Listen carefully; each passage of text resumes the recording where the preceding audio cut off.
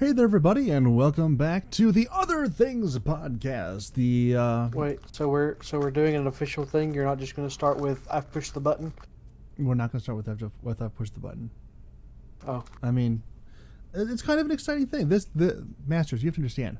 Right here and right now, we have crossed the first major hurdle we've crossed the second major hurdle to having an episodic weekly podcast. Now, the first one is to do the first one. The second major hurdle is to actually do the second one, and without being canceled. And I mean, like any kind of episodic thing, being canceled before the second episode, it's a legitimate thing. Now, most places it's because it's kind of based on audience, people tuning in, caring about what you're talking about, what you're doing. but this is YouTube. This is YouTube. All we have to do is actually have enough egotistical, impetus to be like, I feel like I'm important enough to make a second episode. And so here we are. We are important enough to make a second episode. So I pulled up YouTube to look at our stats on the last episode. Yeah. And YouTube is recommending to me "First Time Seeing Color" by Kuya BTB. Ah, that is a great video. I will not be linking that in the things down below. Now, it's not because I don't, love Kuya or think that's a great video, because clearly I do. I just said it was. But, I mean, that kind of... I have discovered that when people tell their audience to go watch this other video and come back, and people go watch their other video, they typically don't come back. That's why a lot of people nowadays say, "Go watch this video," but not until after you finish watching this one. True. So, I mean... So, we have 100% like ratio, and we have 16 views. Nice. That is 4 more than I saw. And, actually, And one comment. we had a comment. That's not negative. We had a comment. I didn't even see. It's my channel. I didn't even see we had a comment. What's the comment? Awesome, guys. Okay, Sass is biased. He's family. I mean, that's like, little Timmy putting together his art project for school and his mother going, "Oh, Timmy, it's so creative. I think you're going to get an A." And then you go into school and the teacher looks at it like, "You literally glued macaroni to a red piece of paper." Stellar. And I mean, there's probably a really good reason I have never been a teacher, because that would probably be my actual reaction to a first grade art project. And Just don't teach first grade. that is a great thing. I should not be around children in general. That's probably just wisdom in that regard. Yeah, should not be around children at all. Ever. I don't like them. They are afraid of me. So, it works out. Sorry for bumping my microphone. It happens. Hey, last week I burped. This week you popped your mic. I did a little bit. I was adjusting. And it was oh my goodness, was it a belch? I'm surprised that didn't draw a comment of some kind. Like, that was noteworthy. Well, it was at the beginning of a 2.5 hour video. You would be amazed. I mean, you'd be amazed how many people comment before the end. I mean, even short videos, they're like, "I'm watching this 5-minute video and something happened noteworthy 2 minutes in.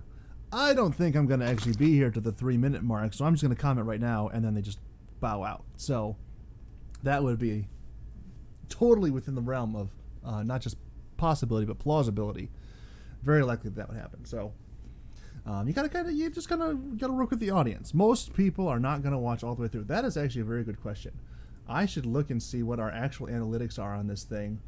How long are people watching that monstrosity? This is a great question. Average view duration is 26 minutes. That is shocking. It really is. I did not expect it would be that high. I thought they would get about 4 minutes in and just be like, "Nope, out of here." Well, to be fair, it's probably skewed by being Sass, because I watched the whole thing and Sass watched the whole thing. True, but even going to the full length, we're still getting at YouTube. 16 total views, Actually, nope, 17 views, updated. 17 total views, and 13% made it all the way to the end, which is about 2. So, yep, it was you and Sass got to the end. Everyone else is like, nope, that's enough for me, thanks. Oh, yeah. So, Masters. We're just Yes. having this very brief kind of non-conversation. I mean, as we were approaching the first hurdle to launching into this, about, hey, are we, aren't we, is this a good idea? And the question was... No, it's not. Clearly it's not. But the question was raised, are we doing this again tonight? Are we overcoming that second hurdle? And if not, why not? And you're like, oh, I'm tired. And I'm like, oh, I'm tired too. So, Mr. Masters, I know why I'm tired. Why are you tired tonight? Well, I haven't been sleeping good this week. Okay. Don't know why. It's just been a lot of tossing and turning, and waking up and going back to sleep, and waking up and going back to sleep. Cured up. Posture. The first couple of nights it was probably due to heat-related things, because my air conditioner decided to stop working. I fixed it, so it's nice and cool now, but... Yeah, broken AC in Bama is probably not a good thing. But last night, I dreamed about our D&D campaign all night. That's terrible. Which one? Tomorrow's. Okay, I was like, because I've been trying to rack my brain around an encounter that's coming up. Okay. And specifically, what it should be. Because you guys have gotten to a strength level that is, I never really got the, I never really figured out how to balance encounters. I still haven't figured it out. I'm working on it. Okay. And so it got to a point where I was either underbalancing it by a lot, and you guys were just murdering everything, or where Rest in peace, so furious. or where actually that was not my fault. Oh no! Yes, I know what you're talking about. Yes. Yeah. Yeah. When you guys killed him. Yeah. That was so funny. Yeah. Or to the point where you guys were like, nope, let's plane shift out of here. Well, that literally felt like you were setting us up to lose that item. No, that's not at all what I had intended. But I could see how it looked like that. Mm-hmm. And I have embraced it ever since. In fact, it's going to help me in the future. I've been watching a lot of DM help tutorials on how to do encounters and best practices and this and that. And when I hate that I'm saying when we do campaign 2, because apparently that's what everybody wants, is for this to continue on after this saga is over.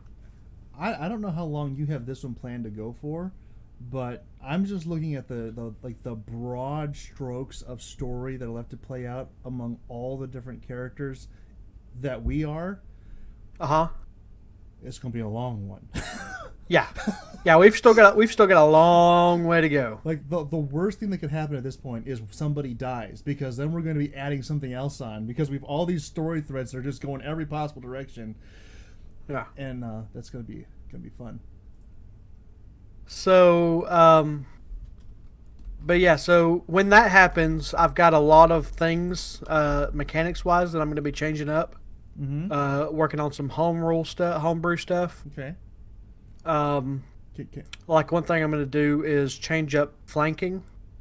Okay. Because right now, as we have it, if you are flanking with somebody, you have advantage. Right. Instead, I'm going to modify that to give a penalty to the flanked monsters or person, their AC. So right now you have advantage, which means you just roll 2 20-sided dice, and you take the higher of the two. Right. Which can range from getting 2 nat 20s Mm-hmm. all the way to getting a 1 and a 20. Mm-hmm. So 1 would clearly miss and 1 definitely hits. Yeah. So rolling 2, having advantage should be a rare occasion, in my opinion. Okay. Because it can sway. It can sway so much. Yeah. So much. So one of the things I've seen is people doing like if you were flanking a monster and its AC was 18, its new AC is now 16. Okay. So it's easier to hit him. Okay. With your 1 roll. Right. And I think that right there will solve a lot of our battlefield mechanics of you guys, because that's one thing that Fang and Silas love to do is flank. Mm-hmm. You get on one side, I get on the other, and between our 16 hits, we're going to hit him at least once. And it's going to hurt. The only thing that could be worse is if Langley was flanking with Silas, because those two just have so many hits. Well, the thing about Langley, he can hit like 6 times in a round if he uses all of his stuff. Yes, I know. But he doesn't do a whole lot of damage. It's his monk abilities that really get it going. Okay. Like Stunning Strike, where he can just stun a monster. Right. And stuff like that. Of course, he does do a fair amount of damage, even with his tiny fists. Mm-hmm. And that'll get better as he levels up, too. Right. So,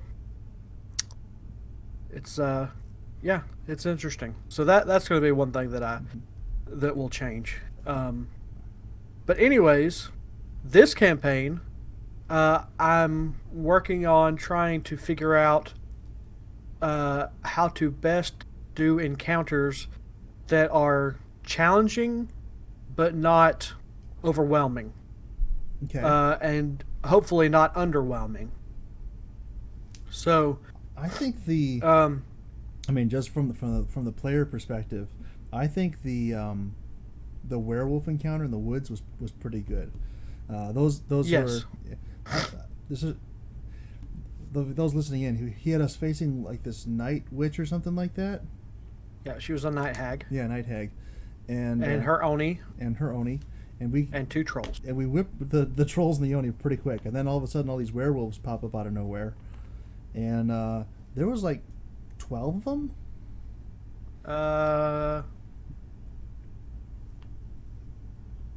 Something like that. Maybe 10. There was a lot. There was a lot. There was more of them than there were of you. Yes, but none of them were like extremely overpowered, and so we went through a ton of our spells and everything else like that, trying to take them all out, which was stressful because then we're looking at what we got left, and we're like, well, hopefully we're not all just going to die here right now.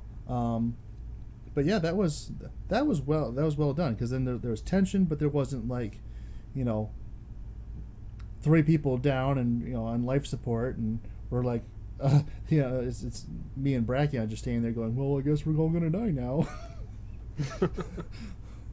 Yeah. So, the encounter you guys are going to do tomorrow, it finally hit me what to do. Okay. I've been actually planning this encounter for a while, but I just didn't know when it should happen, and then I got to thinking about it, and now is the perfect time for it to happen. Okay. Maybe. I don't know. I'm still waffling a little bit. Yeah, you can't just, because I have this other. You can't just tell me what it is either, because then I'll know. Yeah, I can't tell you what it is because you're part of it. So I have this other encounter that I think you guys could handle, but I don't know, and so I don't know if now is the time or if I should do this other. Like, it's probably going to be a coin toss as to which encounter you guys get tomorrow. Okay. Well, I was originally thinking no encounter and just do a bunch of social things. Which there will be a lot of social encounters tomorrow. But I was thinking about not doing a an in battle encounter at all tomorrow. Right. But I don't know. I feel like you guys are going to go through too much stuff if I don't throw in at least one encounter. And nothing like crazy. Nothing like, 6 minotaurs in a changing maze and a beholder. But something. The beholder got punked. It did not. Yeah. Well, so the beholder fight, you guys had been through so much already, and I expected you to take a short rest, but Fang was just like, "Go now, let's go, Right. Good thing." So I was like, "Okay." It was like, "Well, I don't." It's like if I go full out with this beholder, somebody's gonna die, and they're not gonna come back. Mm-hmm. Which everybody seems to be fine with. I'm not so fine with it. It's like I'm not afraid to kill you guys, but I don't want to one-shot you. I want it to be. I want it to. It wouldn't feel earned. Is what I'm saying. What you're trying to do is you're trying. On the one hand, you're trying not to just steamroll everything we throw at you. On the other hand, some of these, like I said, some of these storylines that you have going they have intended payoffs in the future. And you've been setting this up now for a couple weeks, couple months, and it's like, oh, yeah, I want to actually have this pay off. Yes, exactly. Yeah. You don't just want to have... Which I was really glad to get part of Fang's storyline out this past week.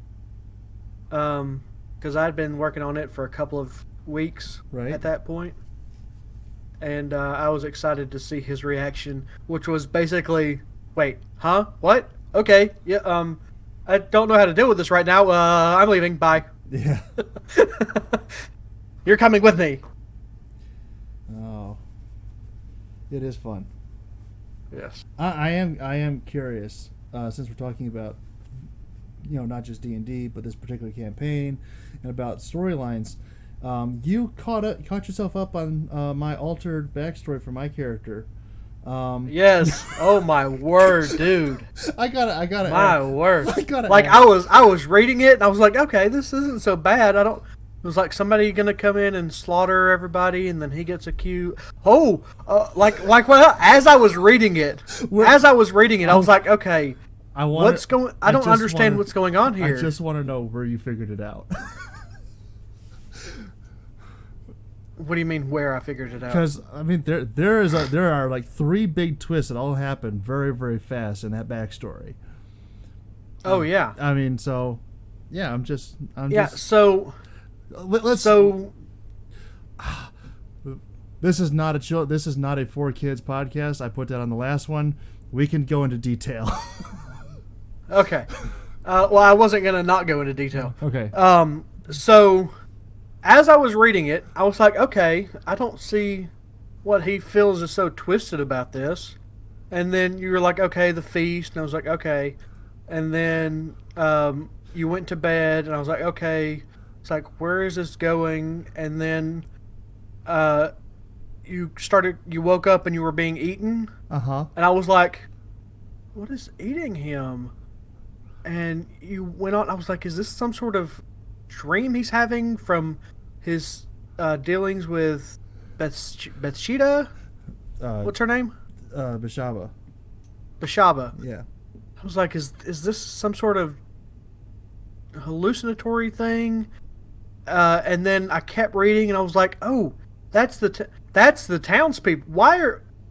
And I was like, "Okay, so the townspeople are eating him. Why are they eating him?"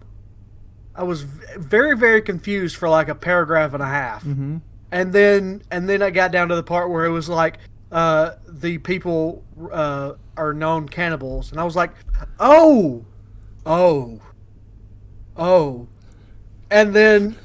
and then it got to the part where you were talking about how they tortured you and you spewed out your last meal, and I was like, oh. Yeah. My mind goes to some very dark places. I don't know why, but I did not intend to end up there. I just started writing some extra things, and that's just kind of where my fingers took that story. Okay. Yeah. I was like, okay, well, I wanted to be in a village. Something bad happens to the village. Okay, I knew. The only thing that I knew going into that was that I wanted there to be like because I'm playing a cleric and he's very dedicated to his goddess, and she's the goddess of benevolence and good things, and it's great. And she's like a counterpart, and she's not that. She's the exact opposite: chaos and destruction and all kinds of things. And it would make sense that here's the thought process. It would make sense that if he is serving a goddess of good, and he's living with all these people, and he's trying to help them, but they are definitely not in any way, shape, or form good, that when he asks her for help, he gets jack squat nothing. Which brings him to a point of desperation, and then he's like, hey, I need help from somebody. And then the other one's like, oh, well, right now, whether you know it or not, you're playing for my team, so of course I'll help you. And, yeah. Plot twist. And then like, okay, well, what did they do that was so terrible? And that was what came out. Yeah, like I said, it's a problem. It comes out really, really dark and twisted and bad and evil. But yeah, I'm glad I surprised you a little bit with that one. Yeah, not at all where I was expecting that to go. I had a pretty good idea up until the point where you actually messaged me about it that you hadn't read it yet, because I had a very strong suspicion that as soon as you did, you were going to react exactly like you did. Oh, yeah. I left a few choice words out of my response to you, though. My exact response to you was... Let's see. Holy crap? Something, dude? Well, it was all caps, so it shouldn't be that far back. Yeah, it's the 16th. Holy crap, dude. That's all you said. You caught up on your backstory. I was just like, yeah. We talked a lot on the 16th. We did. Yeah, holy crap, dude. Mm-hmm. That's all I said. Uh-huh. Well, there's a lot of in-character discussion going on. Otherwise, I was getting some clarification on stuff that I honestly hadn't been paying attention to. Yeah. Probably should have been paying attention to it, but I didn't. That's not like me at all. But yeah. I'm curious to. I'm looking forward to when we actually get to, the main city, and there's a wanted poster or something. Yeah, that'll be fun for me. I'm assuming that is going to be quite some time in the future, based on the way things are going right now. But that will be fun. No, the current plan is to go deal with Silas's issue and then head directly to Cliffshield. I thought the updated plan was to deal with Silas and then go back to Petra and then try and go back to. Nobody said anything to me about Petra. Okay, I don't know. Again, paying attention is not necessarily my strong suit. They were talking about city skylines, right? Basically, in Petra. Mm-hmm. But no, the plan currently is to go deal with Silas's issue and his family and all that, and then go back up to Whitefang and take the teleportation circle to Cliffshield. Mm-hmm. That is the current plan. Okay. That's also useful information because I honestly wasn't paying attention to that. Yeah. I just assumed all that conversation about Petra was like, oh yeah, we're going to go back to Petra. So. No, Brachion has this fixation on doing something in Petra. And Calliope and Fang, I don't know if they just like egging him on or if they agree or what the deal there is. I think Fang is still trying to be mayor. Well, yeah. But it's this is an interesting group dynamic, is what it is. Yeah, we to say that we are a tightly cohesive group would be a misstatement. we're all over the place. Yeah, it's a very chaotic bunch of people. Hey, I'm lawful neutral. That's Hey, no, I mean like IRL Right. personalities. um. Oh yeah. Lots of chaotic goods and chaotic neutrals. Mm-hmm. Maybe even a chaotic evil in there. I mean, That would be you. time will tell. But right now, it's lawful neutral. Yeah. So, I actually had a topic that I thought would be really interesting to talk about, and I want to throw this at you. Okay. And I don't want to get political, but I have to talk a little bit about the political climate at the moment to get to this topic. Okay. Okay. So you know how everything is getting canceled, and this is racist, and yada yada yada, and everything like that. Things are getting canceled. Aunt Jemima got canceled. Also, Mrs. Buttersworth and Uncle Ben's rice. I don't know what that means. Those are name brands of food that because they had a African American person on the label, they're now changing their brand image to not be that anymore. Ah.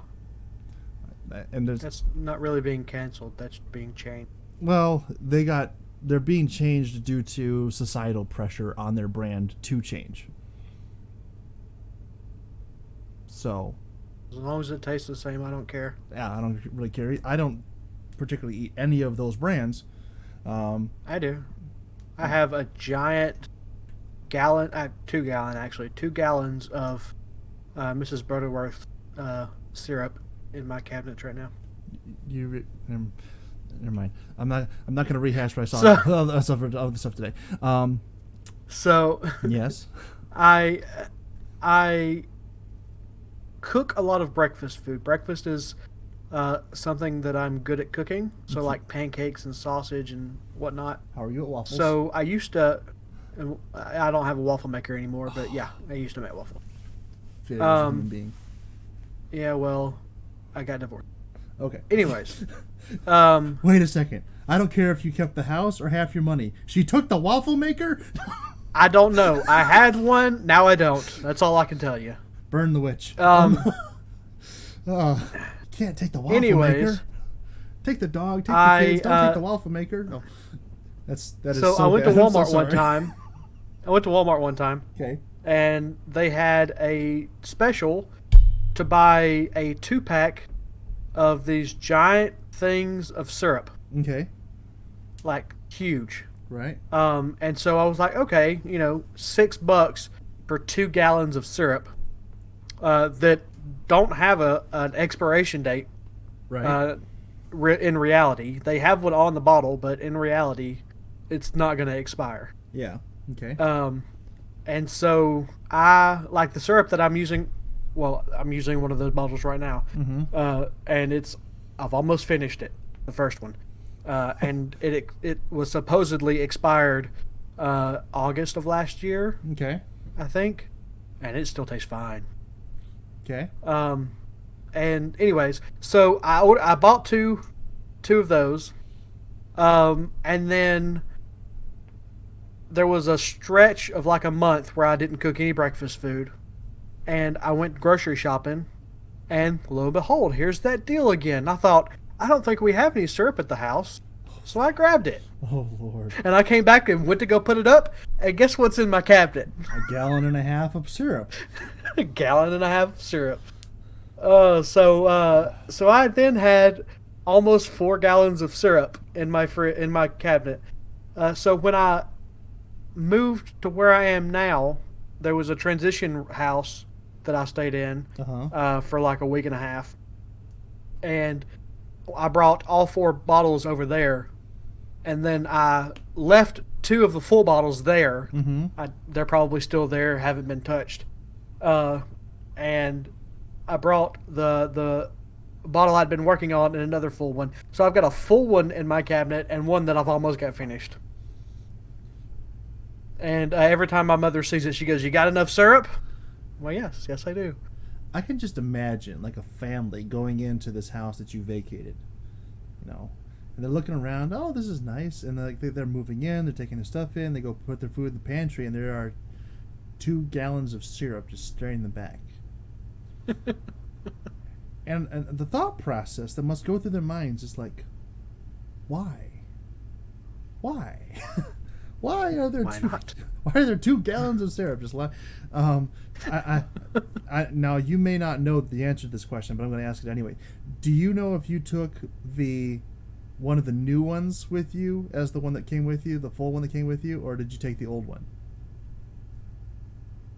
I don't know. I could go check and see if the dates are the same on the 2 that I have. I mean, it's not really pertinent, but like if someone walks in and they walk in and there's like 2 gallons of syrup and one's like 3 years older than the other one, that raises even more questions for this poor family to try and be like, what on earth what went on here? Something went on here that should not have gone on here.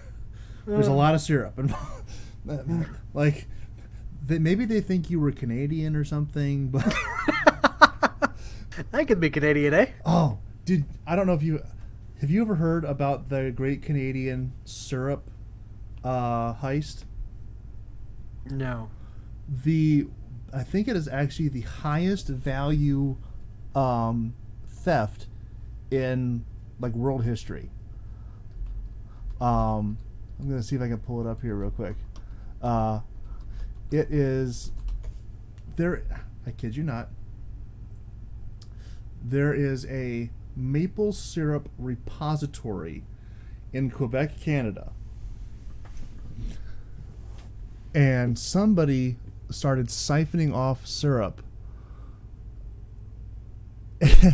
Okay, so Great Canadian Maple Syrup Hype. This is from Wikipedia. It'll get the point across. Is the informal name for a month's-long theft between 2011 and 2012 of nearly 3,000 tons of maple syrup, valued at $18.7 million or Canadian dollars, from a storage facility in Quebec. The facility was operated by the Federation of Quebec Maple Syrup Producers, who represent 77% of the global maple syrup supply, and have been compared to a cartel. Okay, adjusted for inflation, this heist is considered the most valuable in Canadian history.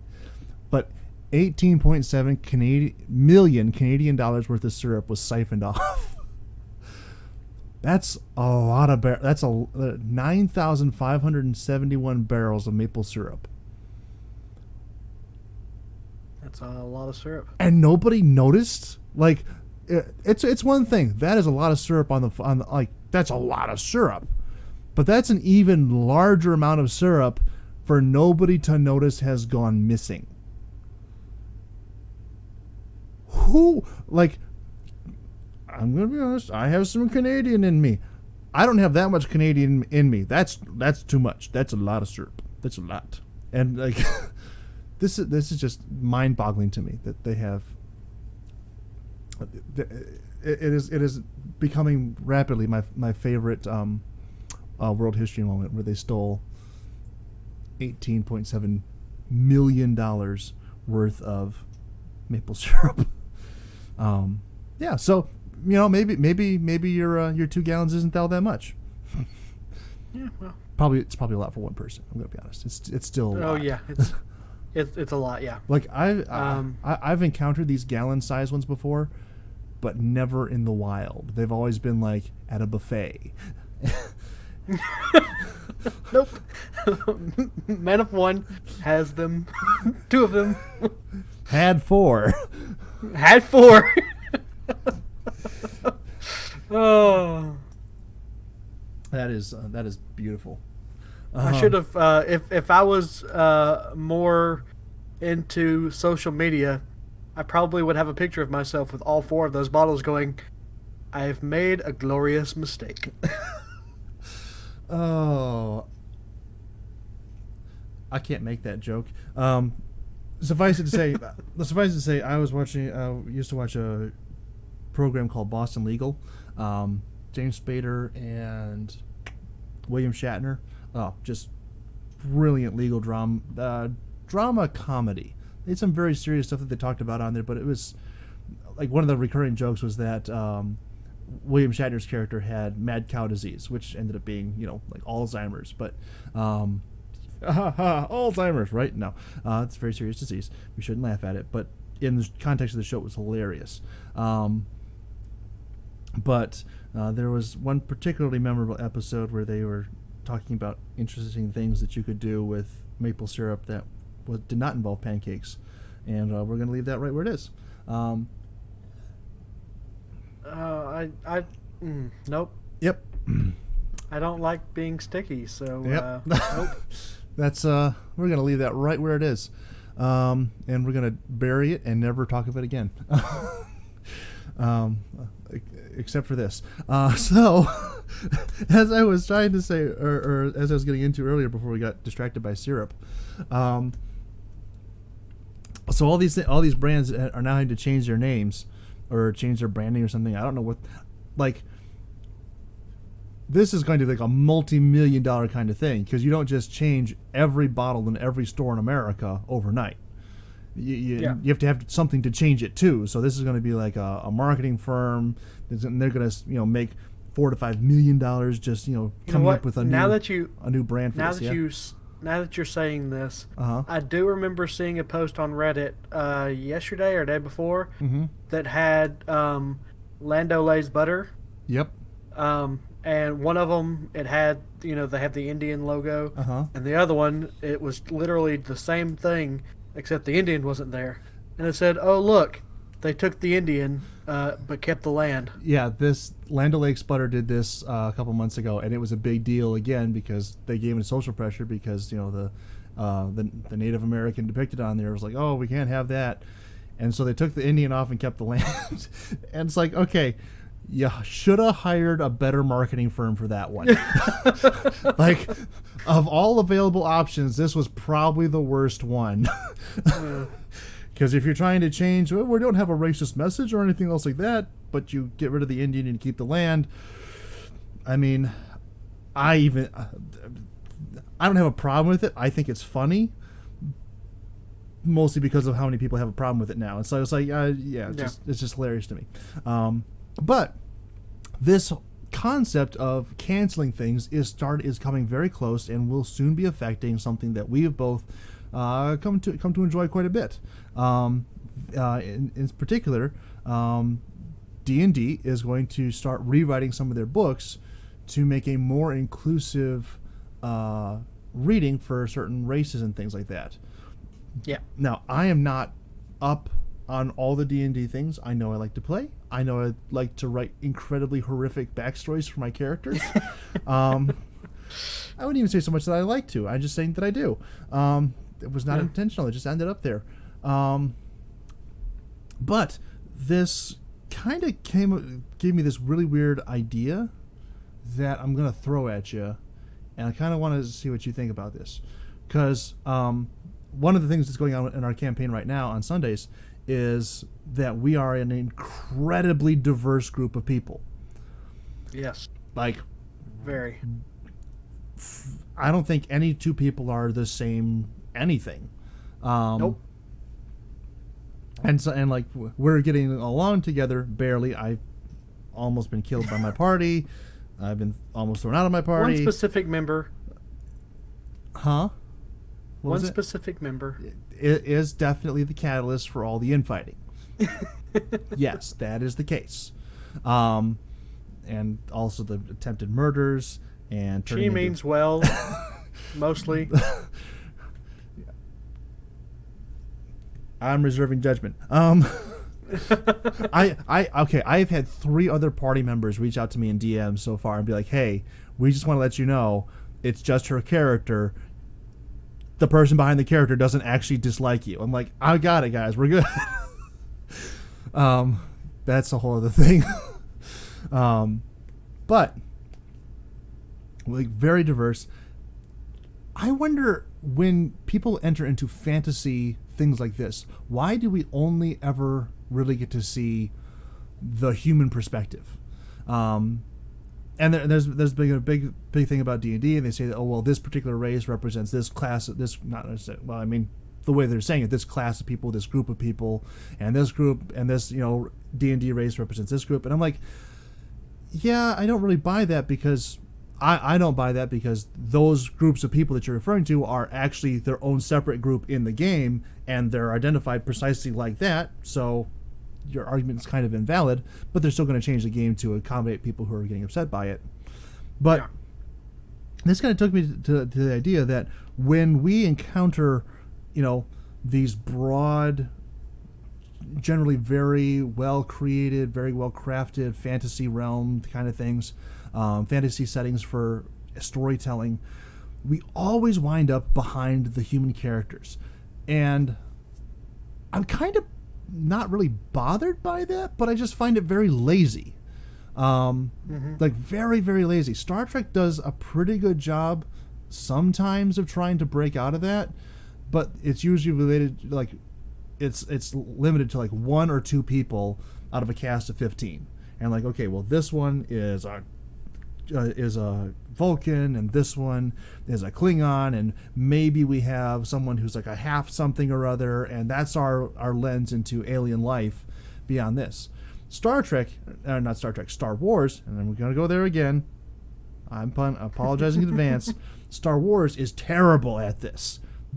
The infinite galaxy full of infinite other species that all interact and are very different and unique, and practically every single every single protagonist we've ever gotten in any movie has been human.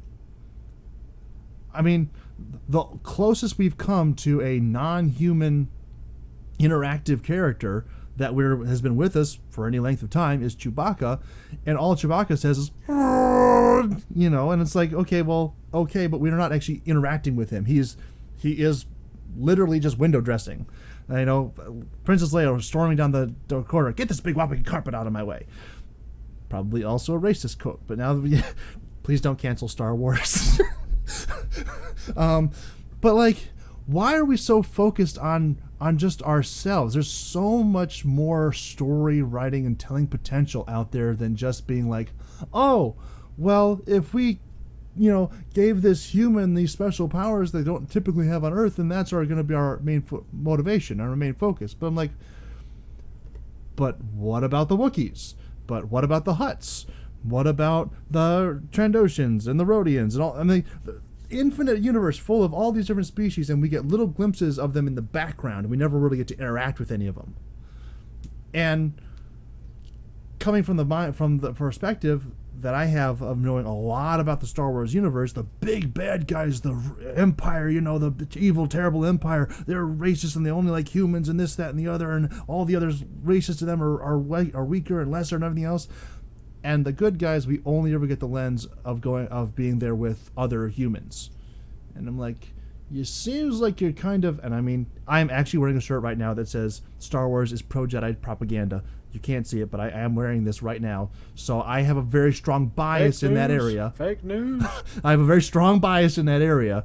But, I mean, it seems like the good guys as they're presented are not actually any better than the Empire, because at least from the lens that we are able to see into it, we're seeing exactly the same thing on both sides. And okay, I get it. People are trying to make it so that the writers and the producers and the studio executives are trying to make it so that you can relate to the people that you are seeing on screen. I get that. I don't care. I want to have a good story, and I think good stories are better told through unique perspectives that I don't necessarily have. This is probably why I tend to identify with more villains in film and TV and things like that, because I can't say that I don't typically think that way when we just talked about the horrific backstory I wrote for my character. But go with me here. I don't have those experiences that would actually lead me to those kind of places. Yeah, and just for apologetics for my character, he didn't do any of the stuff that he's accused of wittingly. He didn't know what was happening. He thought he was doing the right thing. He thought everything was on the up and up. but boy was he wrong. And that happens to people, and that makes for good storytelling, in my opinion. If people, it's the unwitting hero, or the like the movie, and actually the TV program before that, The Fugitive, where a guy is accused of killing his wife and he didn't do it, and he goes out to try and not only not get arrested, but to find the guy who did. That's a great story. It's a guy who has no business being where he's at in the situation that he is, trying to overcome things that he is absolutely not equipped to deal with in order to achieve a better result than he went into. That's amazing. I love that kind of storytelling.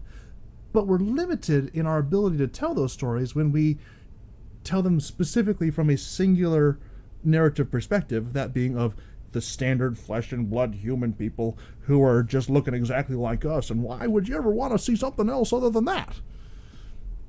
I know I'm rambling, but am I just rambling, or am I making a little bit of sense here? No, you're pretty much just rambling at this point. That's very encouraging. Did any part of that make any sense at all, or was I just, banging my head against the desk? To be fair, I tuned you out when you said Star Wars. Oh Lord, that's not encouraging. Next time I'm going to talk about something else. Okay. I'm sure it made perfect sense, and I'll catch it on the replay.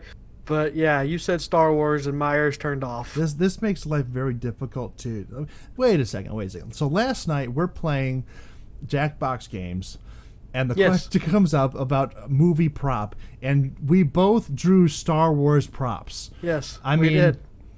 Why would your brain turn off at Star Wars then? You got to explain this to me. You thinking about Star Wars is different than listening to you talk about Star Wars. How is it different?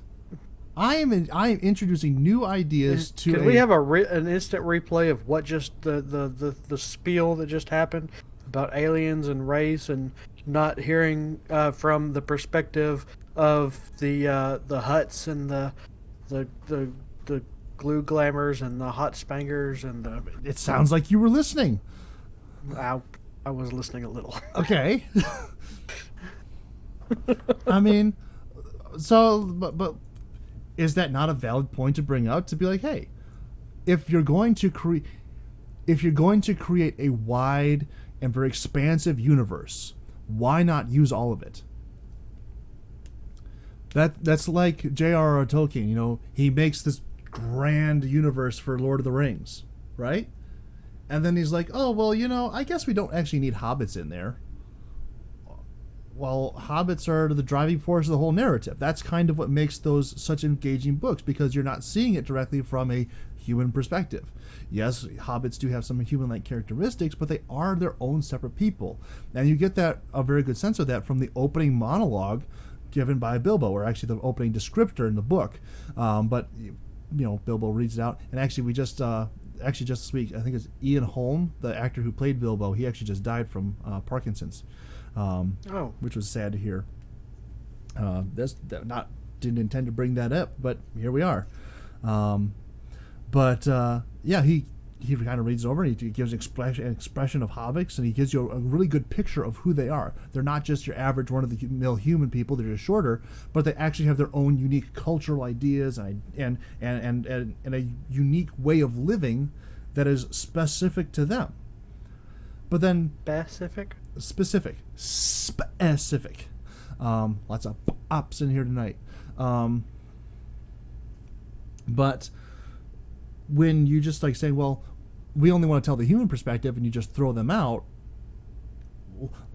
try and imagine Lord of the Rings working in any capacity without hobbits, or without dwarves, or without elves, or without any of the other many things that races and people and everything else that, like, oh, well, we want to tell the Lord of the Rings story without the orcs. Well, the orcs are the main antagonists of yes, there's Sauron, who is a singular antagonist, but they are the active arm of who he is. I think I see where you're missing the point. You may correct me if I'm wrong, but you seem to think that they are trying to get rid of differences in characters. No. or in races? No. I'm saying that those differences are there and they exist, but they are not being utilized to their fullest potential. I'm talking about specifically in D&D.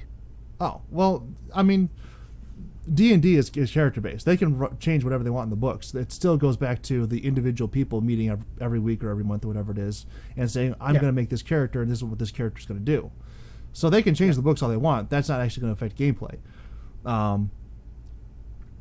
I'm trying to get at it from a broader perspective to say that, like, so I know very little about D&D. I mean, I know a little tiny bit. But the little bit that I know, I'm actively trying to expand upon. So we have an in-character discussion, and about a month ago now, we were having a discussion about, you know, how the different deities in D&D work and play one off the other. I know nothing about that. And apparently nobody else does, because I just spouted a bunch of nonsense in there and everyone else just went with it.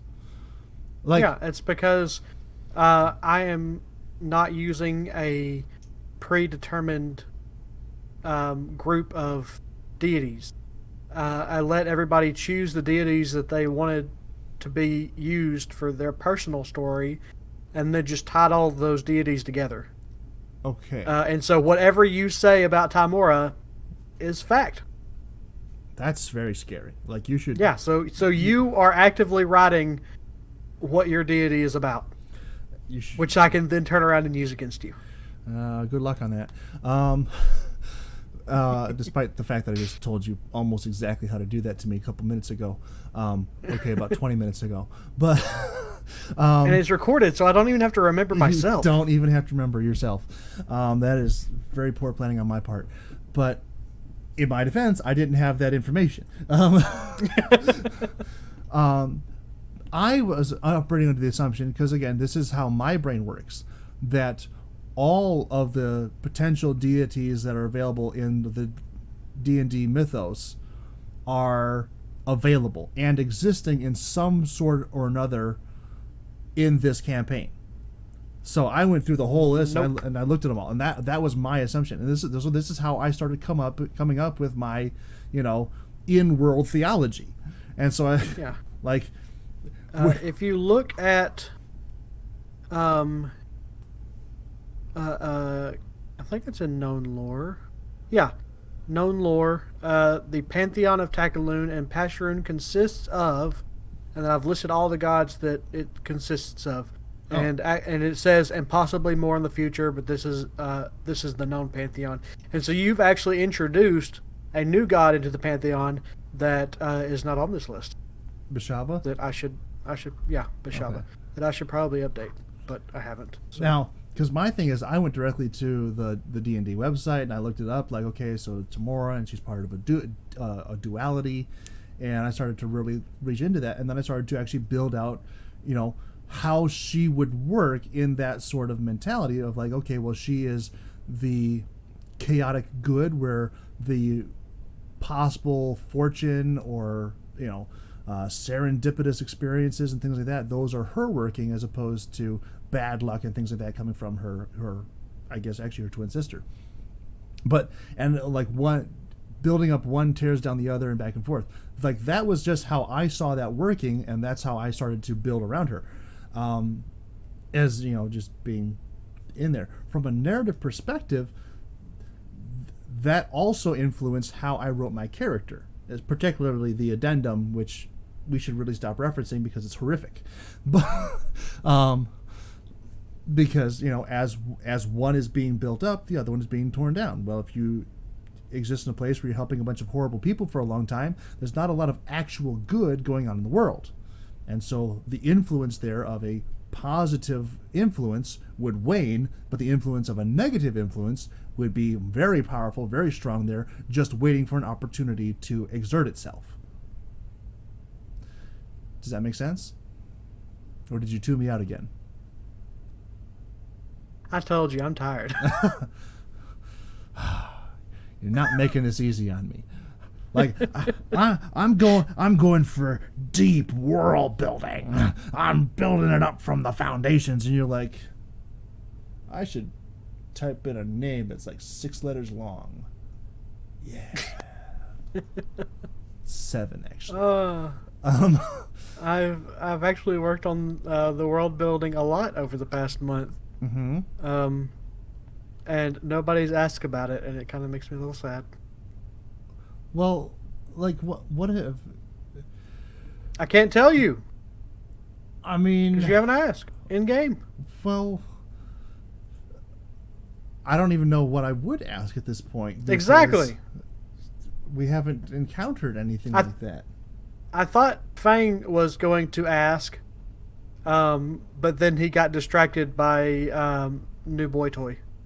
That was a terrible decision on your part. I'm going to be honest. Hey, it was a great decision on my part. I threw him for a loop, and he doesn't know what to do with it. I'm sure he knows exactly what to do with it. He will come up with some suggestions.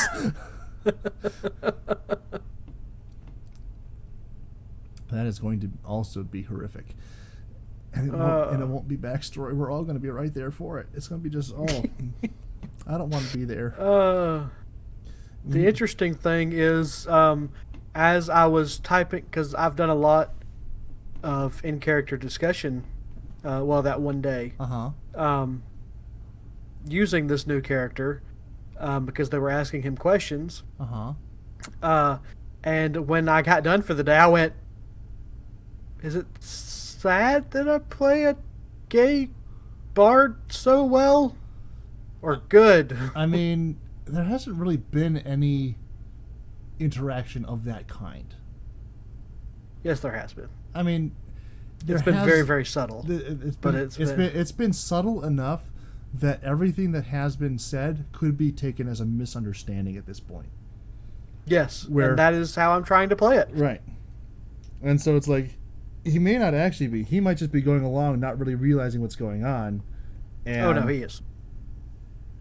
Well, I mean, I'm saying that... I know his backstory. He is. Well, I know that you know his backstory. I'm just saying that you're talking about personal comfort level with portraying a homosexual character. And I'm saying that as you have portrayed him so far, he seems more clueless than in on the joke. He is clueless. Okay, well, you're making it very difficult for me to explain this.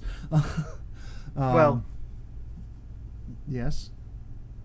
I mean, just well. Well, okay, that's very helpful. Explains so much. I mean, he was sent to White Fang with the knowledge that he was going to meet his potential husband. Okay. Did I miss that entirely?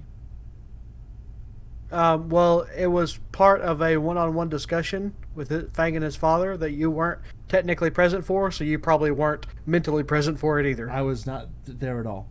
I mean, I thought like I was there in the room, and then you started talking about other people who were not in the room, and I'm like, wait a minute. And then as I was, trying to figure that out, I just gave up.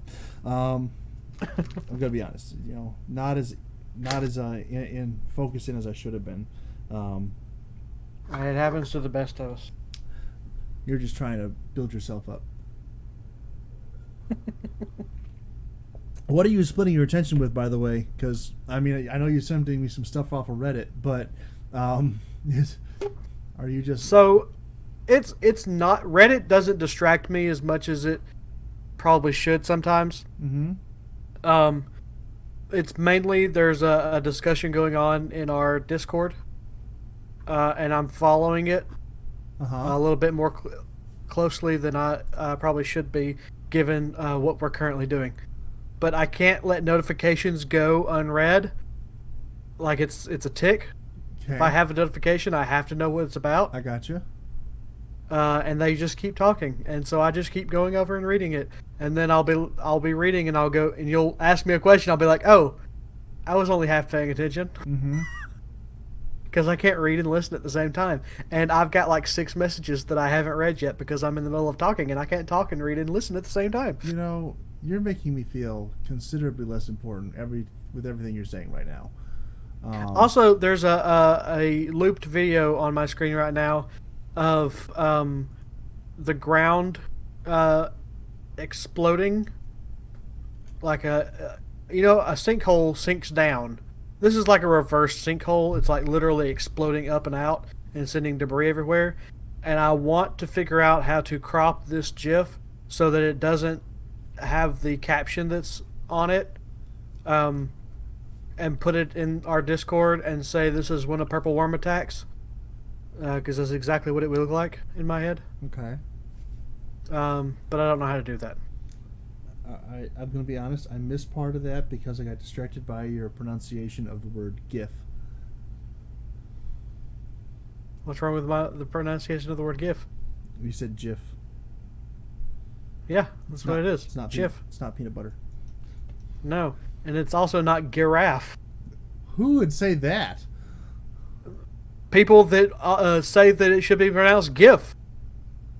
Who says that? It's GIF. It's that not hard. No, it's GIF. No, it's GIF. No, GIF. GIF. That is GIF. GIF. No, that's then start pronouncing it giraffe or giraffe. Why would I pronounce it as giraffe? Because that's how it's spelled. GIF. Are you referring to the animal now? Because I think you need to go back to school and learn how to spell that. I don't know how to spell. G-I-R-A-F-F-E. And after I said it after I spelled it the second time, it hit me that I've been saying that for a while now, and that's not how you spell giraffe at all. Not remotely. not even close. Like there's you're missing like 4 letters. What's wrong with you? Spelling is not my strong suit, but I have literally been saying that for years, and it just now hit me that that's not how it's spelled. Not even close. Like, what? We're supposed to be trying to create quality content here, and you can't even spell giraffe, man. Okay, finally, after years of arguing for GIF, I'm getting on the GIF bandwagon because that was just such a fail. That's been my excuse for years. Oh my, and nobody's called you on this? Nobody's called me on it.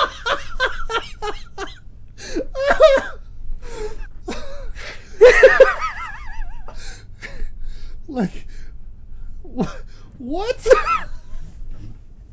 Don't ask questions to which there are no answers. Like, this is... I've heard of the Mandela effect. That is something wholly different. Oh my goodness. Wow. That is... Wow. He's... Are you okay? I mean... Like... Well, to be fair, I'm dyslexic. Okay. So... Okay, I can understand dyslexic. I also understand that dyslexic often means you can be driving away from Nashville with a guy with a map upside down saying it's this way to Nashville, driving the total opposite direction. He's like, this is clearly the way, and I'm like, it's out the back window. That's a personal story. This is also why when I was describing the city of Petra, I had to go back and edit it because I kept saying west when I meant east and east when I meant west.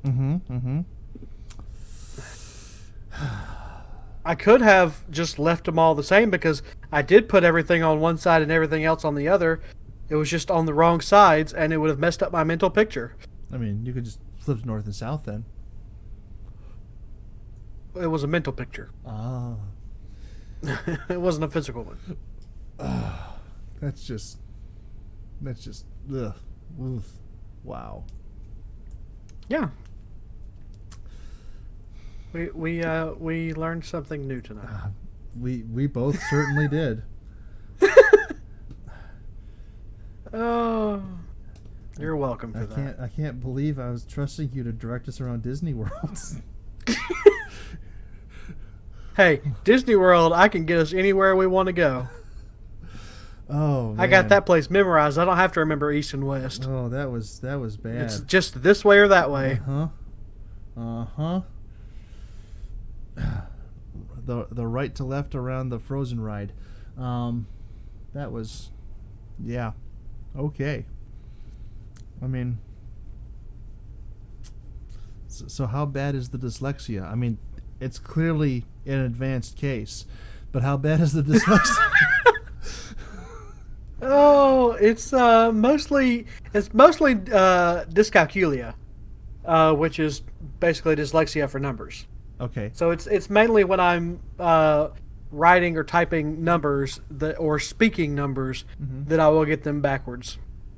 So, which is really sad because I work with barcodes all day every day, and I'll call out a barcode and I'll say it completely wrong, and then I'll have to stop myself and go back and re-say it. I just had a terrible thought, Masters. Yes. And you may have to forgive me for this one. Might this also be not the reason, but a contributing factor, perhaps, as to why there's not currently a Mrs. Masters, in that while you were giving potential young lady your phone number...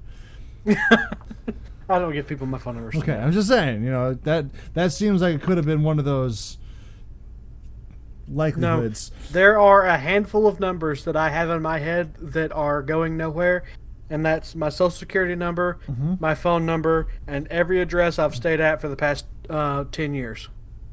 Okay. And those are ingrained in my head. Okay. Because I have to practice them so that I don't mess them up when I'm giving them to people. I'm going to be honest.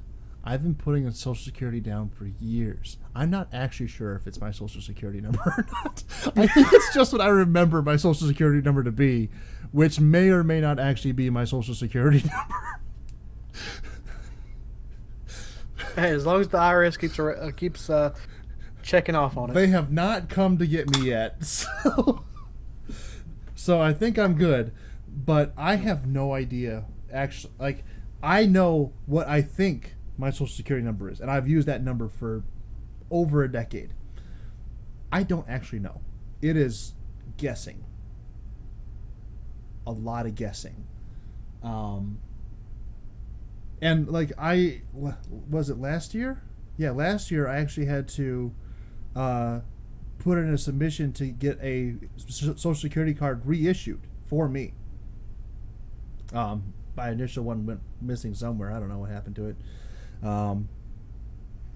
And so I put in the number that I think is the right one, and they sent me something back. So either I was right or they just went with it. And I would like to have more confidence in our government than that, but I really don't. They might have just been like, seems right, seems okay, let's just send it to them. We don't... yeah, just like a total, seems legit kind of thing, and let it pass off. Yeah, so that was fun. So I do have to give you props on actually knowing with certainty what your social security number is. Yeah, because I did have my wife's memorized there for a while. Then we got divorced, and I purged it from my brain. Lucky her. Yeah, just taking up extra space. Don't worry about it. I also have my father's phone number because it hasn't changed in years.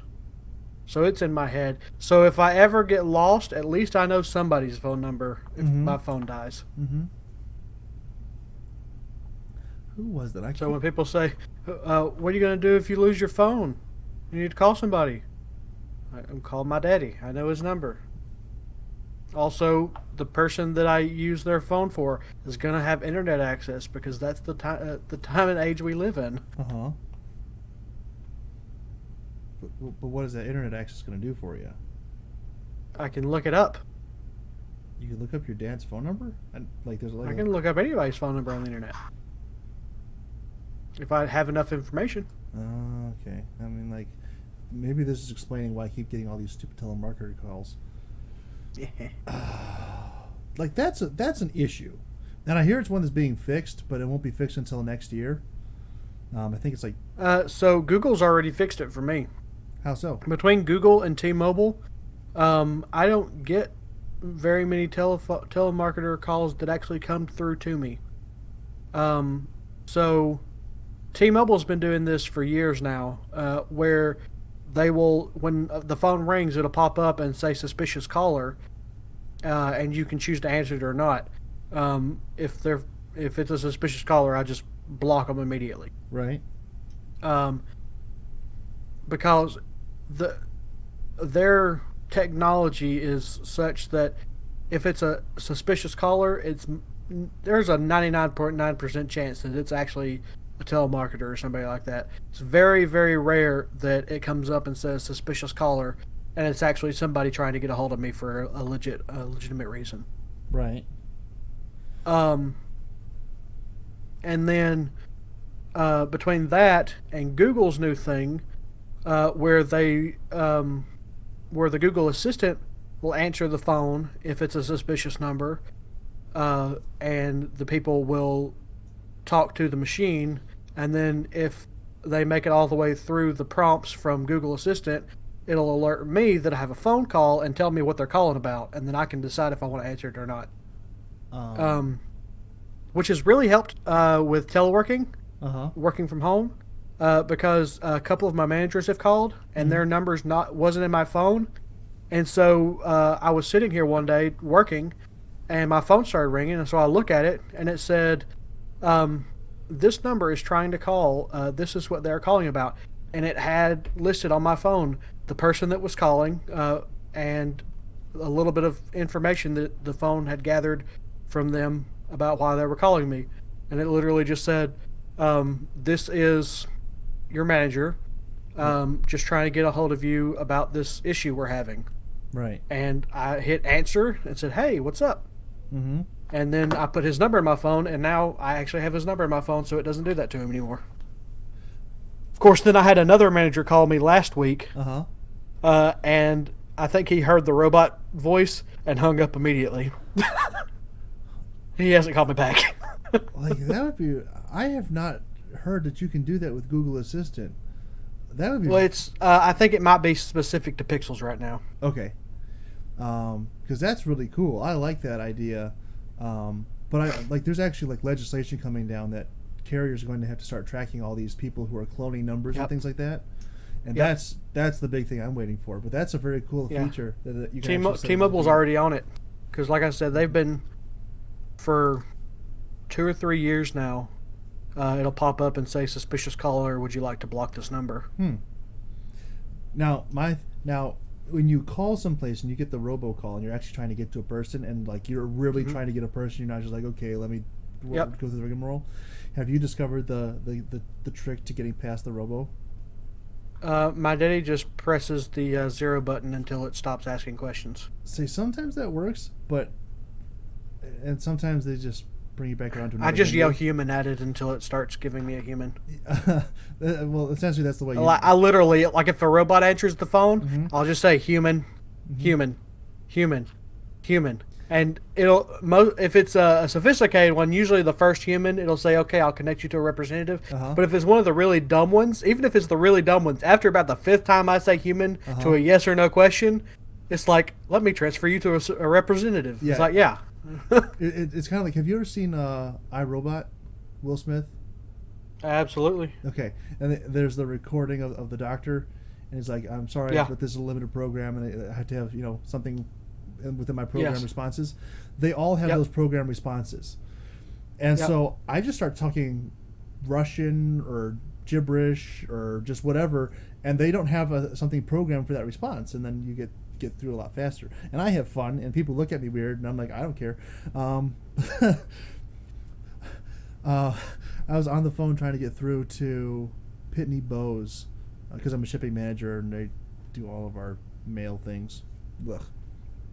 And they have one of the worst phone systems of all time, and they're impossible to get through to people on. And so I am sitting there trying to get through the menu the legitimate way because I'm at work and this, that, and the other. And I just get fed up at one point, and I just started. And this is when I was really focusing on Russian, and I was just telling it basically what I thought about it in Russian. And our CEO walked around the corner, and he's like, "What are you doing?" And I'm like, "Well, I'm getting through to Pitney Bowes, and this is the best way to do that." And he goes, "They have a Russian option?" I'm like, "They absolutely do not have that."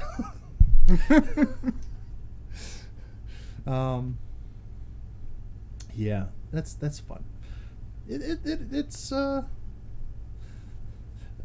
we are having what's that meme that goes around? Modern problems require modern solutions. Yeah. So speaking of that, Yes, sir. I have almost completely eliminated calling people of that nature, and instead prefer the Twitter method, Okay. where you yell at them on Twitter. One of their representatives will contact you Uh-huh. and then talk to you directly in DMs.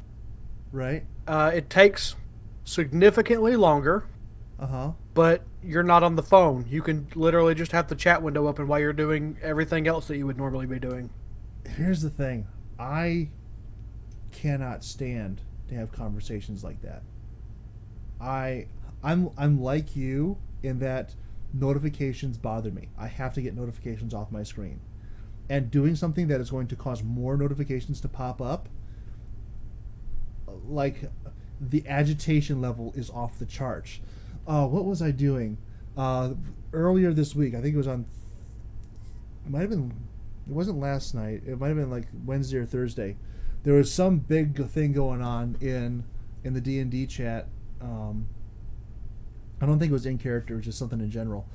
And every 5 seconds there was a new message, and I haven't figured out yet how to like selectively block certain applications from putting up the little, like, because I have Windows 10, and in the bottom right hand corner of your primary screen it'll pop up those little notifications, like, so and so said this, so and so said this, so and so said this, so and so said this, and I had a button that was right there that I needed to press, and I couldn't press it because every time I finally got my screen clear of everyone being like, "Oh, blah blah blah blah," there's another popped up, and I'm like, I can't take this anymore.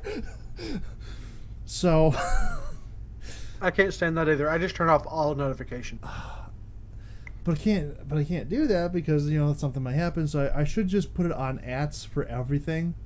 But then at a certain point, it's like you log back in, and like this is why everyone says, "Well, did you see this and that in the other person's Discord?" I'm like, no. What do you mean? I'm like the Discord is the exception. All those little white dots on the side, because I have dark mode on. If you don't, you're a scrub. Yep. All those little white dots on the side that denote that there are new messages there, I can ignore those all day long, and I don't care. I can't. I can't. How many Discords are you in? Let's see. 1, 2, 3, 4, 5, 6, 7, 8, 9, 10, 11, 12, 13, 14, 15, 16, 17, 19, 20, 21, 22, 23, 24, 25, 26, 27, 28, 29. Holy Moses. 29. Holy Moses. Now ask me how many are not completely muted 100% of the time. I mean, like, okay, so... The answer to that is significantly less.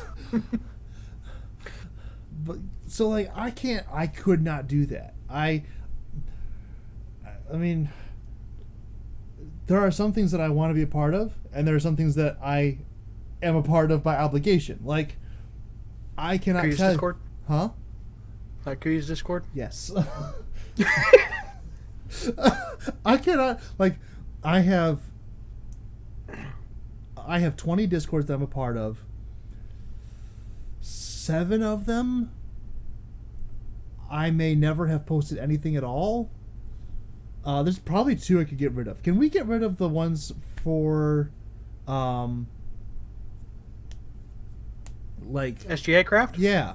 And I did that a long time ago. And the other one that was like, okay, I guess I should keep the PAX People's one in case we want to meet up for something else again. I should probably keep in that one. family friendly streamers. I guess there hasn't been anything posted up there. Okay, I'm just ditching that one. Leave server. Goodbye. Yep. Okay. But there's like a bunch of. So you can put them in folders. I didn't know that. Yeah, you can put them in folders now. Is there any? So I've got a folder for all of the D&D stuff that is not with our quote-unquote core group. Okay. Then I have a folder that just has my Discord that nobody ever uses anymore. And then our D&D Discord for our group. And then I've got one for you, Monkey, and Kuya. Then I've got one for my extended group, which is Cass, J-Seed, K's, a bunch of people you don't know. Okay, wait. There's a Discord for me, Monkey, and Kuya? I've got a folder that has yours, Monkey's, and Kuya's Discords in them. Okay.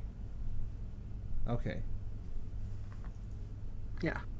So, like, this is not fair to everybody else, but to show you... I mean... Whoa. Over here on... I gotta find out how to mute this real quick. Because... Oh. Is that me? No, that'd be muting me. There we go. Just turn that down. Okay. Alright, now we're gonna have no echoes. It's good. What are we looking at here? Okay. I'm seeing it. So, how do the folders work? Oh, okay. It's basically just drag and drop. Okay. Yeah, I did not know about that at all. Did I mute you by accident? No. Okay. That's good news. All right. Yeah, I guess you're saying now, but like I don't need that necessarily because I only have 20 Discords, and now I have less because I just dropped 3 of them, so I have 17 Discords, but like most of them, I don't know why I'm in Handies, but I feel obligated to stay there. For some reason. I don't even know Handy. I think I played Fortnite with Handy twice. I'm in his Discord. I don't get it. I don't think anything has been posted in his Discord in a long time. That's not true. There's something posted up like 3 days ago. Okay. Or a week ago. Whatever. Yesterday. Alright, this is still an active Discord. But, like, kind of? Maybe? This is very confusing. I don't know. This is just weird. Yeah, I'm getting out of Handy's Discord too. I don't care. People can be angry at me, I guess. Not that Handy knows me to be angry at me. But like Discord is not one of the things that bothers me. Like I can have things in there that are no issue. I have pretty much all of them set to just notifications that'll actually let me know. So if like someone adds me, then yeah, okay, I'll jump in. But I haven't interacted with Kuya's Discord in a long time. It's been probably years since I last posted something in there. And that's not anything against Kuya. It's not anything against people in his Discord. It's just like that's not really a conversation place that I have something to add to. Is that a good way of saying that? Are you paying attention? Are you muted? You were talking, but I'm not hearing you. What did I do? What did I do? Oh, I must have muted you. Aha! Did you? I did. I've been sitting here trying to interrupt you for 5 minutes straight. I'm sorry. And I'm like, why do you keep talking over me? So I'm like, because I'm just okay. So podcasting 101, dead air is death. Never have dead air. And so I had like 6 points in there where I'm like, man, I want him to respond to this, and I'm getting nothing. And I'm like, well, I guess I got to keep talking. So I will say, oh my word, I cannot stand the white notification marks at all. Drives me batty. So I have just 100% muted most of the Discords I'm in. The ones that I actually care to be a part of, I don't server-wide mute, but if part of the Discord gets active real quickly all of a sudden and just people are talking and talking and talking, I'll go in and I'll mute that specific chat room. Okay. And then I just go back periodically throughout the day and check and see if there's anything that I need to be aware of. And that's how I manage it. But like, I don't have anything in my personal Discords, like the 3 Discords that I manage. I don't have any part of those muted. Okay. And then I don't have anything in my D&D Discords muted either because nobody hardly ever talks in there unless we're about to play a game. So let's see. I think I have mine muted. Or at least I have yours muted. Well, it's not yours. I think I have mine set. I guess no, I don't have mine muted. Just nobody ever talks in there. You do. Occasionally. Very, very rarely. Yeah. I actually talk in there less rarely than some people know. I have a couple of secret ones that I just am basically now using for cross-platform meme storage.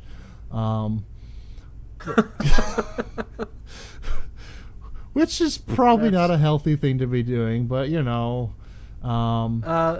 If you're talking about the memes, no, that one's are not. That's public. There are Okay. other ones that are private that I use for memes that I enjoy that are probably not okay to share with everybody. Memes that you enjoy but you don't feel like sharing with me. Well, no, about half of the ones that I have stored there I share with you. There are some other ones that I don't share with you for very specific reasons. Flats and bumps? Nope. That's a very specific reference. A very recent reference. A very recent reference. We should do it. I was really upset that my grandma joke didn't get more laughs. I'm so upset my Disney joke didn't get a better vote. I think my grandma joke went a little over people's heads. I don't remember your grandma joke. What was your grandma joke? I can't say it on air. We've talked about cannibalism here. What's going on? To keep at least teen rating on this podcast, I cannot talk about the grandma joke. What? Bunch of church people last night, man. What's wrong with you? Okay, the Disney joke was also over the line, but in my defense, it was past 11 o'clock. So, that's what your sister kept saying. Yeah. Anytime something like that, well, it's past 11 o'clock. It's like, oh, is that how y'all do it in Michigan? No, but yes. Have you seen the meme about, well, yes, but actually no? It's kind of the other way around. Okay, so like one of the memes that I think was funny, which a lot of other people wouldn't think was funny, because it probably applies to them, is there's a kid, there's a story, there's like a little picture of a kid in a chair. I'll just send this to you, and I'll describe it for the people who are watching. You know. Yep, and I sent you the grandma joke. Okay. So, there's a little kid in a chair, and the caption on it says, "Remember when they told us not to spank our children?" And then there's a picture below that of, I think that's Seattle, and it's a little bit of Photoshop, some extra people there, burning and on fire from all the riots and stuff. And it says they're adults now. And I think that's funny, because the correlation there is spot on, and I'm like, yeah, I can absolutely see that correlation leading to that causality. I saw one earlier today that I'm pretty sure I downvoted because their premise was off. But it was basically a bunch of like on the floor it had like a flip flop, a fly swatter, a belt, a hickory switch, and just a bunch of things. And it said, if these were in your childhood, you're not the ones out there riding. And somebody commented on it and said, just because your abusive parents... Oh, here it is. Let me get the exact quote. just because your abusive parents taught you to be submissive to higher power. It's like, no, that's not why. But you keep thinking that though. Now, I get that. I get their perspective on it. Yeah. But like, they're missing the whole point. Like the whole point. Like, Yeah. Okay, so I was watching a much larger YouTuber than myself, and I tweet out some of his stuff, and I retweet a lot of his stuff because he's a political commentator, and he does a very good job of getting a good read on stuff that's going on right now. And he was talking a lot this past week about how interactions with police, you can make them be like, your actions in interactions with the police can make those interactions be 99% positive just on how you act. And that's a controversial thing to say, and I am okay with that. And if people have a problem with it, wait until the end. Stop typing. It's okay. If you're still here, stop. They're not typing. They're not even here. They're not even here, right? But like, cops react very well to respect. They are technically, and not just technically, they are by law in a position of authority. That is what they are. And reacting to them as though they are in a position of authority and they are at least somewhat, deserving of that respect, that can change the entire dynamic of an interaction. I have been pulled over 4 times, and in each one of the 4 times I have been very respectful to the officer. And people can say, oh, it's because you're a white guy. Yes, but no. There are things that you're never, ever, ever supposed to do to police officers. Not like, number 1 on the list is if you see a police officer in their car, you do not approach them. Like, because then they don't know what you're doing. If you are pulled over by a police officer, you stay in the car until they tell you to get out. You never approach their car while they're doing it, while you're pulled over, because again, that can be taken as an aggressive thing. I have, by just treating the officer as though he is in the right, and he was definitely in the right in that situation. I was definitely doing what he pulled me over for. By a lot. Not only did he instruct me to get out of my vehicle, walk back, and like, cool as a cucumber, super chill. And I'm a big guy. I was a lot bigger than him. Like, if I wanted to make a physical altercation happen, I could do that, and that would have been a very poor thing. But because of how I treated him, how I was reacting to him, how I conversed with him, we were able to just meet a unspoken agreement that, okay, this is a non-violent encounter. He doesn't have to be on guard around me. He instructed me to come up to the window of his police cruiser, and we had our whole interaction outside of his car instead of mine. That never happens. Ever. Like, you should not do that. Ever. But because we were able to just be people and have respect for him, we were able to, like, it's kind of like one of those things in my mind that I don't quite understand how it happened, but it did. It may have been part of the fact that I was the specific circumstances where he felt that I was, even less of a threat than I was trying to make myself to be, because I was picking up an old person in a delivery van, and that was a whole other story. But there was a lot of circumstances there where it's like, okay, this could have been a major issue, but just by being calm, being respectful, a lot of things were not taken farther than they should have. And that was probably for the best. I mean, I'm still here. He's still here. So I tend to agree with pretty much everything you said. Mm-hmm. But I recently watched another podcast that has started up by a couple of the members of the Critical Role team that I watched pretty much nonstop for the first 3 months of this year. Mm-hmm. It's just basically what we're doing. Only not for 3 hours. Right. And it's a little more structured than what we do, but not by much. Okay. But this past week, they posted a video where they had, I'm going to butcher his name, Quarry Payton, Okay. on their podcast. They've been having people from the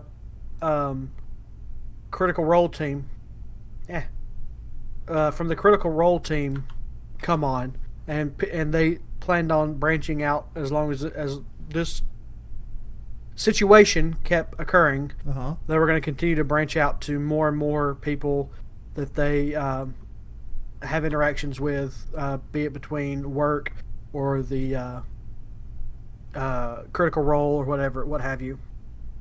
Okay. But anyways, but they had him on. He is a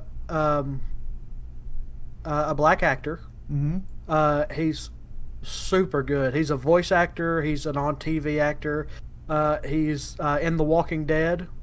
Looking at his thing, he's in Teen Titans and Young Justice, Big Hero 6. Okay. And he's a super cool guy. And so they had him on, and he was talking about his experience, which I've heard multiple times that it's different when you are a person of color and you get pulled over by the police. Oh yeah. And I've always just written it off about, you know, just talking about whatever. You obviously did something. But hearing him talk about it, and he actually goes into a little bit more detail about a couple of times he had experiences where he talked about like they came at him in an accusatory way before he even had done anything. As far as when he got a new car, the first thing the police officer asked is, whose car is this? Do you know the owner? Mm-hmm. And, you know, it's like, of course, it's my car. It's like if a police officer came up to me and asked me that, I would get a little irate with them too. Just coming out and accusing me like that. Right. Of course, him being a voice actor and an actor in general, he said that he was able to easily talk that situation back down. But some people just don't have that ability. I know good and well that my brother, if he were to get pulled over and they accused him of stealing the car that he was driving, he would probably get up in their face. Because that's just, I mean, some people just can't, and that's not a racial thing, that's just a person thing. If you accuse me of stealing, I'm too introverted to get up in your face, but I'm thinking about it. So it's a little bit more, after watching that video, it's a little bit more complicated, I would say, Mm-hmm. than just be respectful. Because my line of thinking, you've got to earn respect to have respect. Just because you have the badge, I give you a certain level of respect, but that if you come in and disrespect me right off the bat, then my respect for you immediately goes out the window. I've actually been pulled over before, and the cop accused me of almost running into him, and he was the one that almost hit me. Uh-huh. And if I wasn't as introverted as I am, that altercation could have went south. Mm-hmm. But I, just did what I did, and just usually when I get pulled over, which isn't very often because I strictly follow the speed limit and all of the other traffic laws. I don't. Just because I don't want to. If I get pulled over, then that's just one more person I have to talk to that day. Right. And so I'm just not going to deal with it. I should have been. That's how introverted I am. Like, I should have been pulled over today. I didn't go anywhere today, so. I was driving 50 to 25. He was like, the cop was sitting at the top of the hill, and I didn't see him until I was climbing the hill, still going 50, and I'm like, well, here we go. And he didn't pull me over. He didn't even move. He was like reading something in his car. I don't know. But or he was trying to catch people going the other way. I don't know. Like, I absolutely should have been pulled over today. Yeah. Yeah, so it's not as simple as be respectful. And especially if it happens, like if my interaction with the cops every time I'm pulled over is like that one interaction I had with that one cop that tried to accuse me of almost running into him. Right. My introvertedness would eventually give out, and so I can't fully empathize because I'm incapable of empathy, but I definitely see it in a different light now. Well, I agree. I've come to a much different perspective on this than I had even just a couple months ago. I'd heard of the concept of driving while black. I'm like, okay, I can understand that, I can see that, but I hadn't really understood it until I had some conversations with people, and that's a good thing. We keep having conversations. That's not what this is all about, but this is a conversation. But being open to the ideas and the thoughts and experiences of other people allows you to expand your own experience pool and to make better informed decisions. Exactly. That's why I'm very open to. I'm a very good listener when I'm not distracted by other things. And you're also not going on like, if you've noticed, since you've stopped talking about Star Wars, I've been listening a lot better. I've just heard your Star Wars rants so many times. I was using Star Wars as a vehicle to talk about something else, but I'm going to leave that alone. It was my prime example number one, and you stepped all over it. Also, you started talking about Star Trek, and I tune that out anytime I hear that too.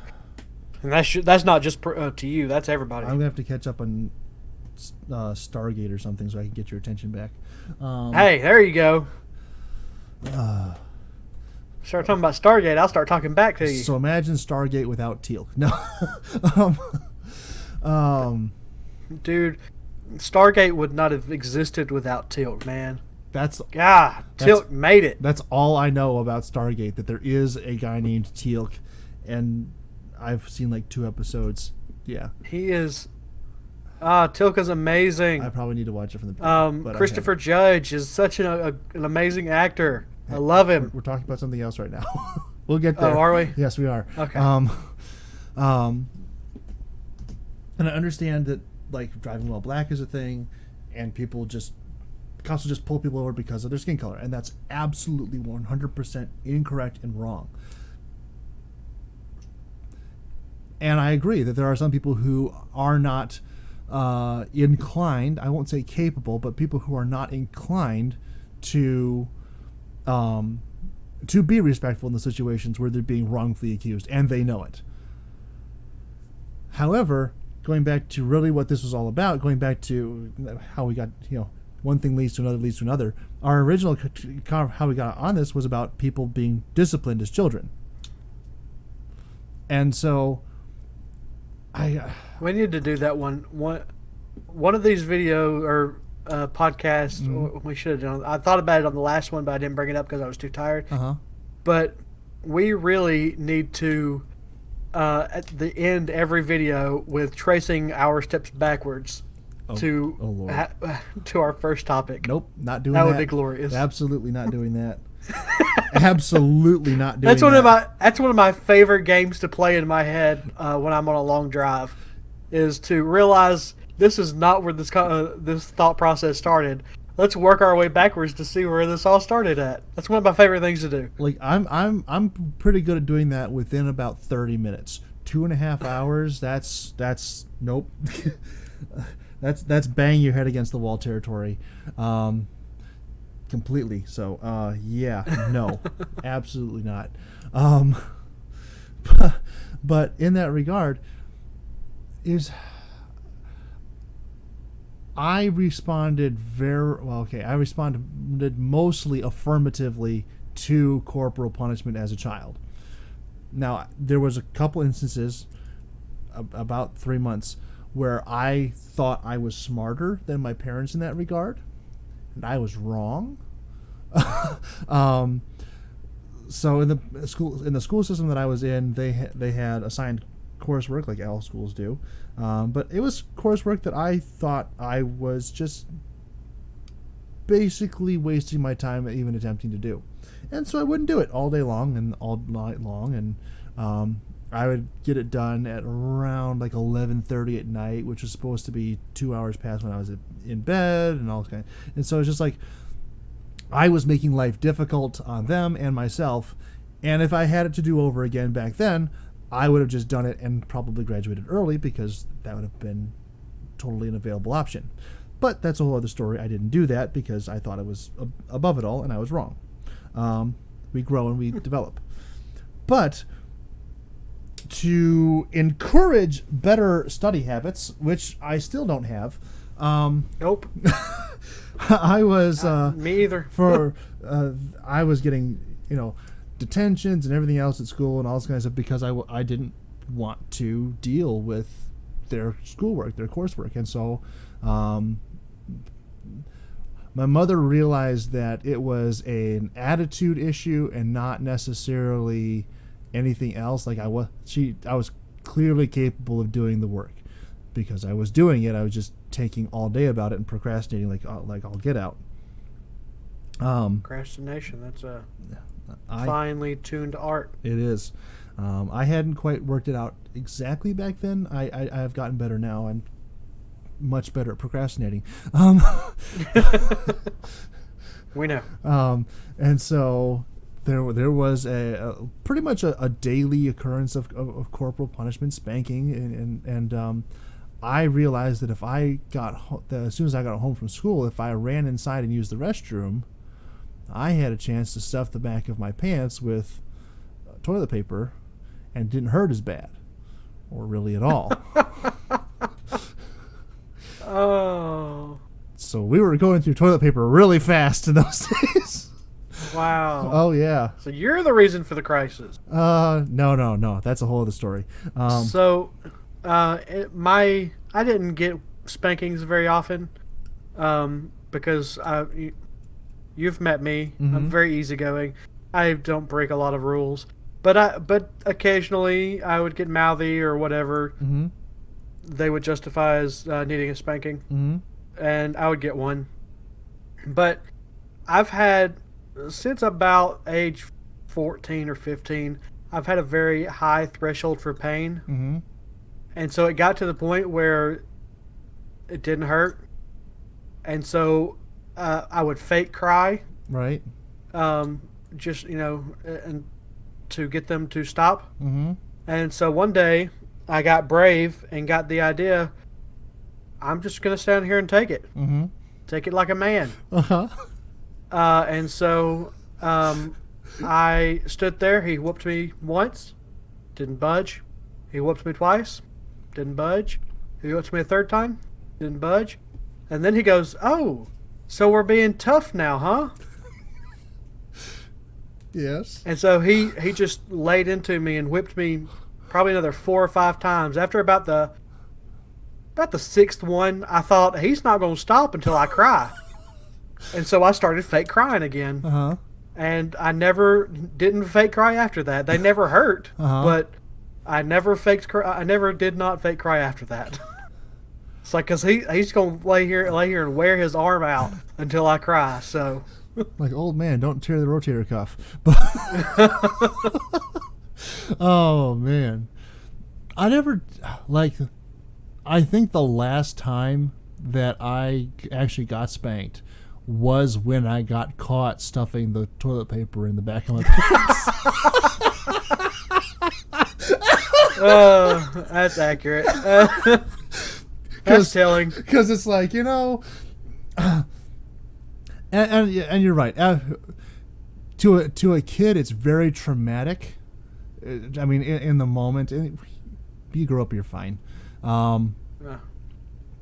But in the moment, it's like, but it doesn't actually hurt. I mean, if you are, I mean, yes, there's pain involved.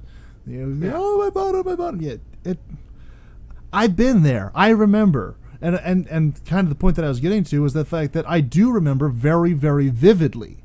And like to the point where if I'm doing something where I think I'm now in a place where I might get in trouble, it's like, okay, that is the image that comes to mind. Like, okay, I have an opportunity right here to do something wrong.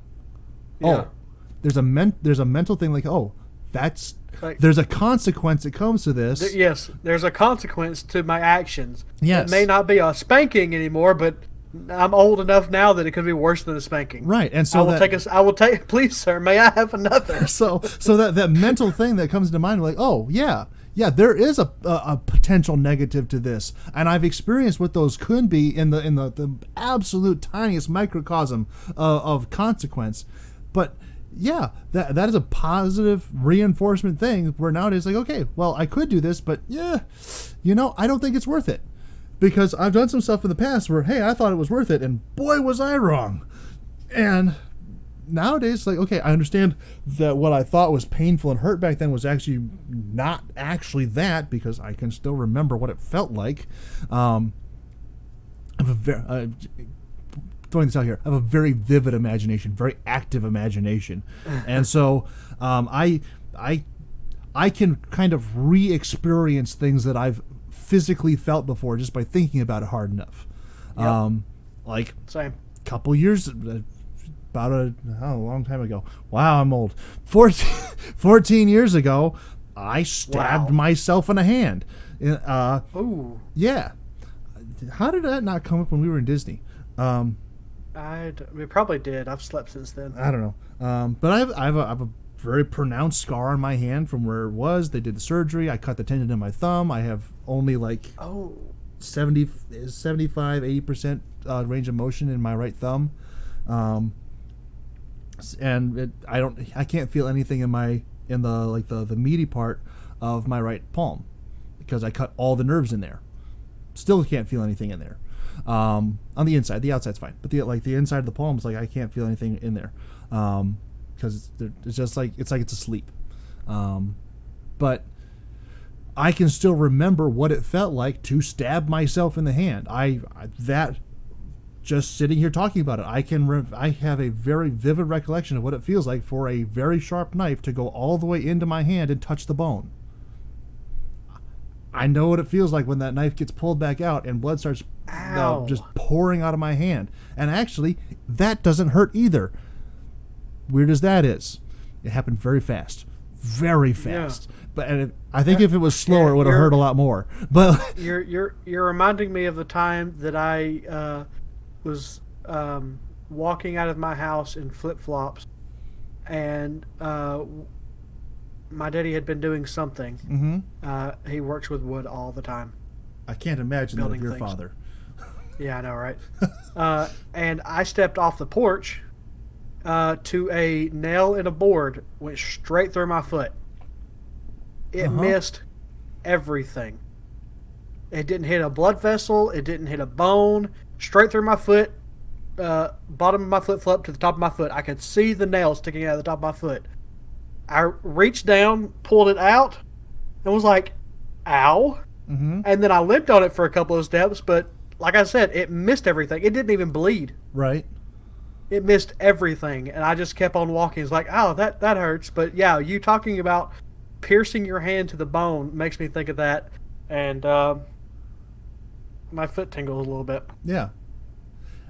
So I have I'm not making it up when I say I remember the feeling, and I'm certain when I was 5, it was the most painful thing I could possibly imagine ever happening. You've had more pain since. At this point, I've had several gout attacks. There's nothing I felt that is more painful than that. I will get hit in the gonads before I have another gout attack. I'm just gonna be like, they're like, we're gonna Mr. Sasquatch, we are going to punch you directly in the place where you really should never punch a guy. Or we're going to let you experience another gout attack. I'm like, all right, you're just going to hit me once, right? I'll take the once. I will do that over another gout attack. It is horrific.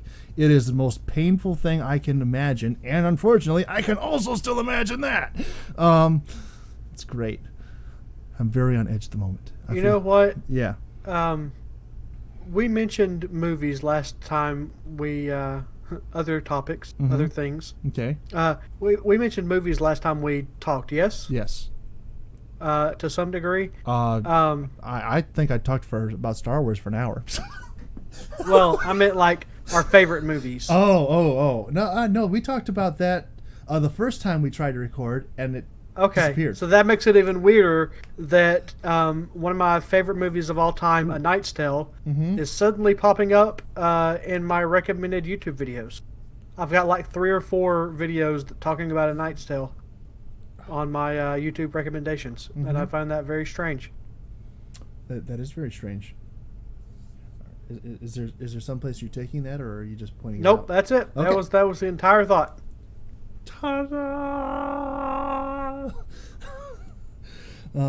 Other than the fact that this is completely other things, going back to Kari, I think. Kari Payton. Yes. Looking at his resume, holy crap, dude! He was Cyborg in Teen Titans Go. Wow. Or is, because I think that TV show is still going. He is Ezekiel in The Walking Dead. Have never seen that, but he is Wasabi for Big Hero 6. Yep. He's Rafiki in the Lion Guard TV show. Haven't seen that. I've seen the movie. I haven't seen or I've seen a couple of the episodes. It's very, very kid based. Okay. He was Aquaman, Black Lightning, Jefferson. He's a bunch of people in Young Justice. Very cool. I mean, his resume is impressive. Pretty stacked. That's the thing. A bunch of stuff that I've specifically seen. Say, voice actors tend to have huge resumes. They do a ton of work, and they'll do like 4 roles in the same thing. He's Cyborg in Justice League. Well, that's the thing. When you get a role like that and you do it well, which he did, Cyborg, he does a great job on Cyborg. Now that I know who you're talking about, yeah. Like, he does a fantastic job on Cyborg, and so the studio overlords, like, DC is like, hey, for the next period of time, every time we have Cyborg on screen, we want you to be there.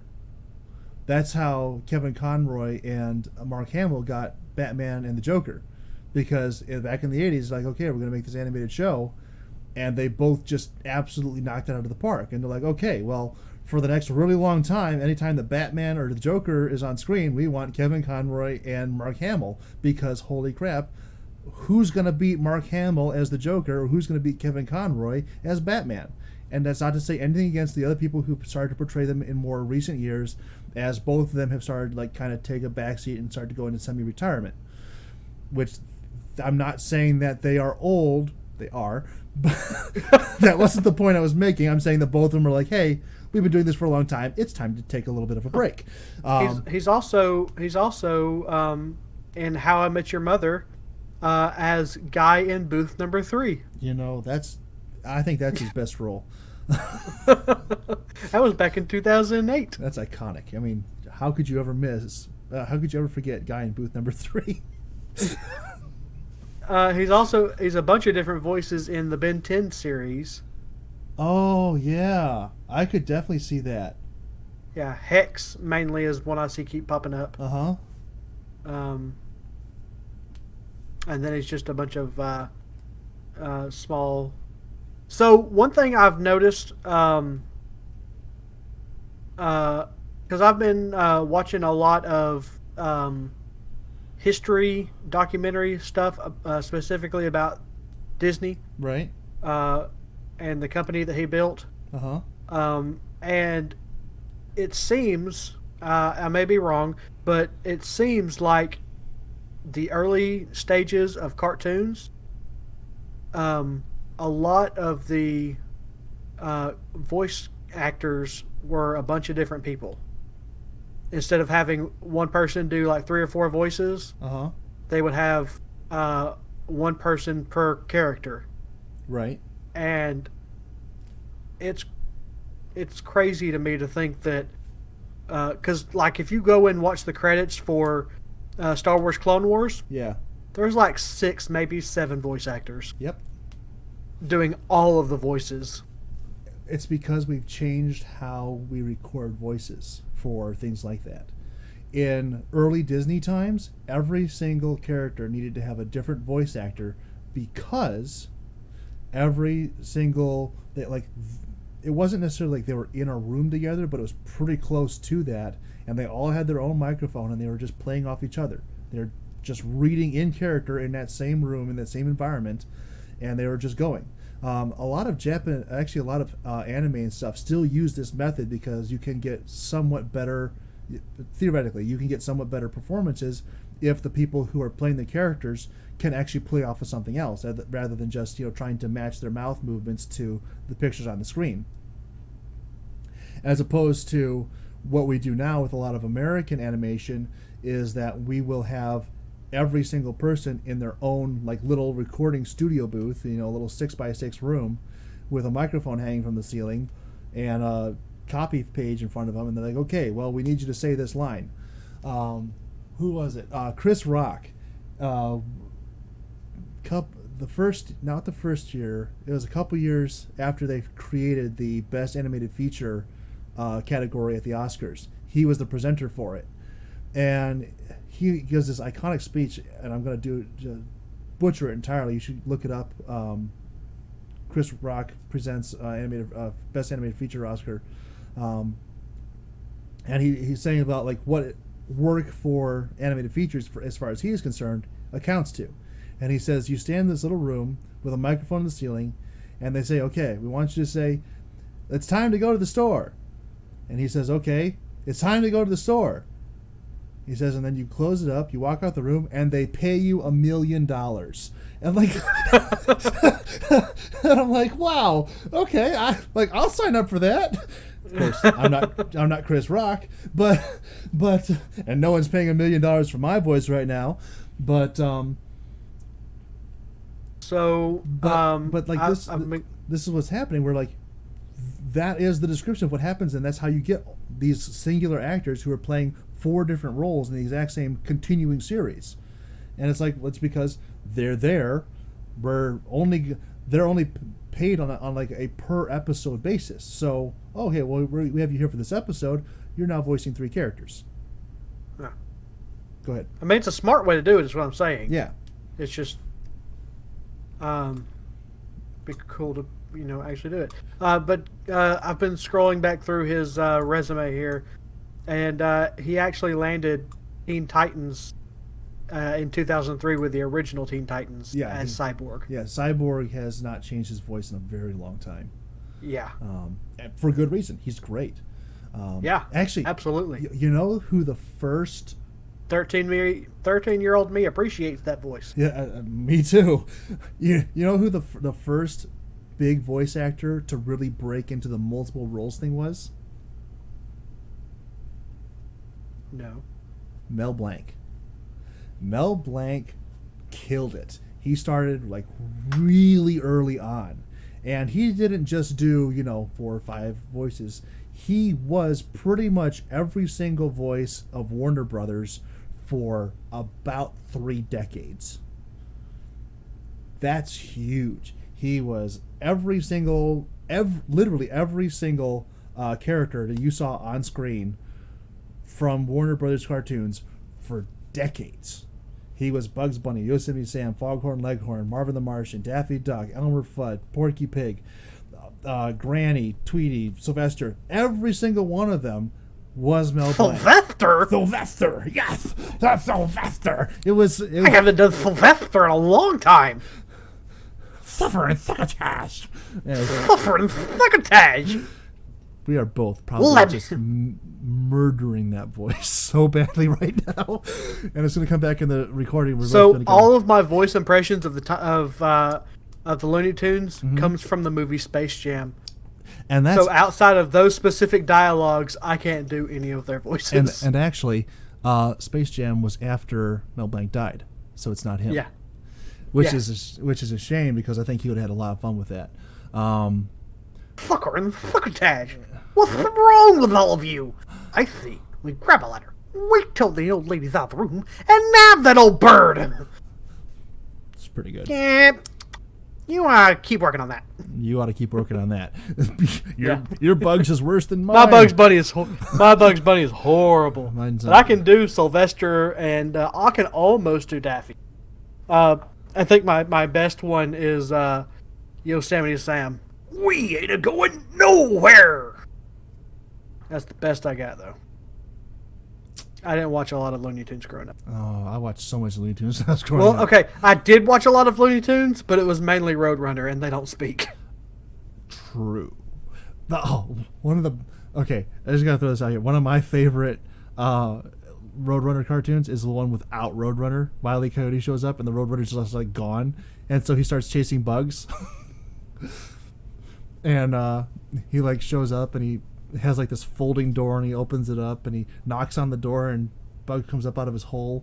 There's like this random door there, and he opens it up, and Wile E. Coyote's there, and he hands him a card and he says, "I'm Wile E. Coyote, super genius." And he just like goes into this long spiel about how much smarter he is than Bugs, and that Bugs should just give up and let him eat him right now, because clearly he's not actually going to be able to avoid being eaten by Wile E. Coyote, super genius. And it's just it's brilliant. I love it. And then of course the typical thing happens, and he blows himself up like 14 times. It's great. Yeah.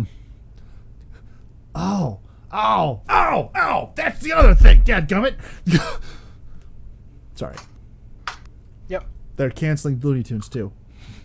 Or at least they're canceling Elmer Fudd Shotgun and Yosemite Sam 6 Shooters. They gave up on Looney Tunes years ago when they came out. When Daffy Duck and Bugs Bunny moved in together, that was the end of Looney Tunes. I didn't even hear about that. Yeah, that was... actually, I'm looking up Looney Tunes right now. That was in... I don't know. I'll have to look further. I haven't gotten there yet.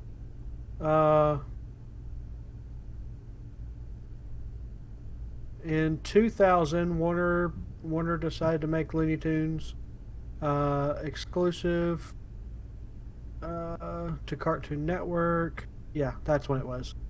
In 2000. Wow, that's a long time ago. I didn't even know about that. Yep. I mean... Because I tried to watch a couple of them because I thought, oh, I love the Looney Tunes. Mm-hmm. And then I was like, what is this crap? Bugs and Daffy living together? Trying to make it like a sitcom or something? I don't know. I only watched half of one episode. It wasn't funny. There were some ones from like 2002, 2003 that weren't bad.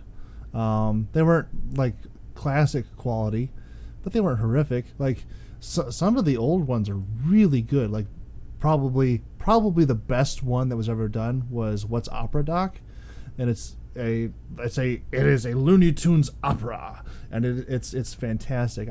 I genuinely enjoy it, not just as a funny cartoon, but as a very legitimate work of art. They did a great job of satirizing opera and presenting it in a very unique and exciting way. I think it's a great piece of film history. Not everything is. I mean, there does come a limit to the cultural benefit of Roadrunner and Wile E. Coyote, not to keep bringing them back up. But what they're doing now is they're like, okay, and think about this. So they're in an attempt to be more politically correct, they're going to take away Elmer Fudd's shotgun and Yosemite Sam's pistols. And they're going to replace at least Elmer Fudd's shotgun with a scythe. That seems much less violent, doesn't it? Much. Like, there's a reason that in like the public zeitgeist, kind of like the worst sort of human being that you can be is an axe murderer. And we've basically just turned Elmer Fudd into an axe murderer. And this is supposed to be more acceptable. Something here doesn't seem right. I'm just going to be honest. It doesn't seem right. Not remotely. Like, I don't think the thing that you're trying to make happen is going to be accomplished with this particular set of instruments, actions, activities, things. I just don't see this working out at all. And I mean, I opened myself up to be surprised, but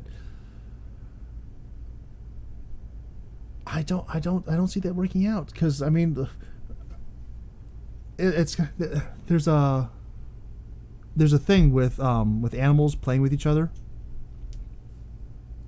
where like 30% of the time in an uneven competition, so you have like a larger animal and a smaller one, and they're playing together. They're not actually like trying to fight or kill each other, but they're just competing for fun, as it were. If the bigger, more capable one doesn't let the smaller one win at least 30% of the time, the smaller one loses interest in playing, and the bigger one then loses their playmate. Yep. And so the same thing kind of applies to entertainment things. It's not exciting, it's not fun when the good guy just has everything handed to them on a silver platter. We talked about this last time. If everything is just super easy and super convenient and nothing ever goes wrong. Star Wars again. We're not going to talk about Star Wars. I'm not going to do it. I might talk about Captain Marvel, but word. But if that just happens, but if that's just always the thing, then the audience loses interest. There has to be some stakes, some possibility, some chance for the hero to lose. That's actually why the formula for Wile E. Coyote and Roadrunner works, because every single one of the devices, no matter how crazy it is, the Rube Goldberg machine out the wazoo that the Wile E. Coyote comes up with, no matter how insane it is, there's still the tiniest possibility that it could work and Roadrunner could be in danger. And it is actually by no fault of the Roadrunner that most of the time it doesn't work. It's because the Wile E. Coyote has miscalculated something. He bought something from Acme. You bought everything from Acme. What are you talking about? It is the funniest. One of the funniest sequences of any one is actually of any classic Looney Tunes cartoon I've seen is actually a Wile E. Coyote Roadrunner cartoon, and it starts out like they all do, and he tries the harpoon, he tries roller skates, he's trying to get faster, and finally he's like, oh, well, this isn't doing, so I just need to get a projectile to get him, and he gets his catapult, and he stands by the catapult when the Roadrunner runs past, and he pulls the string, and the boulder falls off the back end and crushes him. So he gets another catapult, and he stands on the other side, and it flips over and just mashes him into the ground with the boulder. Yep. And then he stands off to the side, and the whole thing flips over on top of him. And it's like, it doesn't matter where he stands, he is the target. And it's like, yeah. He's doing everything right by every possible measure of the imagination to be like, yes, he's doing the right thing to get what he wants done. But the humor comes when it always goes wrong. No matter how world-breaking it has to be to happen, it does, and that makes sense, or at least from the comedic standpoint. But when you're when you present something that there is no chance for success of the villain, like Elmer Fudd, by simple fact of the matter, that if he catches up with Bugs Bunny at this point with the scythe, it will not be suitable for children to watch at all. There is now no chance whatsoever that he's ever going to catch up to him. Ever. Ever. It's done. It's over. And what kind of brutal hunter? I mean, I'm a hunter. I've only ever killed one squirrel. But I've been hunting since I was 9. I'm almost 30. Killed one squirrel. Almost. Not quite there. I'm not saying when because I don't like to celebrate my birthday. But I'm getting there. But like, I don't know anybody who would actually be that sadistic to sit out to, like, again, there's a reason we hold axe murderers up there as like the pinnacle of human garbage. It doesn't matter what you're murdering with the axe. There's a humane way to take an animal. An axe in the middle of the forest is not the way to do it. And so when you put this into a children's program, you by making it seem dangerous, you actually remove completely all danger from it because they can't show that. And it's not going to take a kid past about 5 years old who's actually cut himself on something to be like, oh, well, they're not actually going to be able to show this on here. I don't have to worry about bugs. He'll be fine. I'm going to go watch something else. Maybe Scooby-Doo's got another banker hitting under a mask who's trying to steal Aunt Flo's life savings. I mean... That is such a great meme though about how Scooby-Doo taught us that the biggest monsters in life are not actually the ones we dream of, but are actually the real people who are standing right next to us. That was like, Scooby-Doo's getting deep on us now. Wow. Yeah. So you reminded me earlier of the one episode of Tom and Jerry where Tom actually catches Jerry, mm-hmm. and then he had him, and he's like, "Wait, I've got you. This is wrong. Now what?" And so he's like, "Yeah, I got you." And like, look, he's like, "Yep, you're there. I got you." Wait, what? Now what do I do? And then he like just slowly sets him back down, and he's like, "Go, I keep going. I'm gonna chase you again." I'm trying to remember that one. Doesn't he actually eat him? And then he just like is depressed for the whole rest of the episode until like Jerry somehow or another pops back up or there's a new mouse that comes in. Like have you ever seen a live like a real cat playing with something else, playing with like a yes, yeah,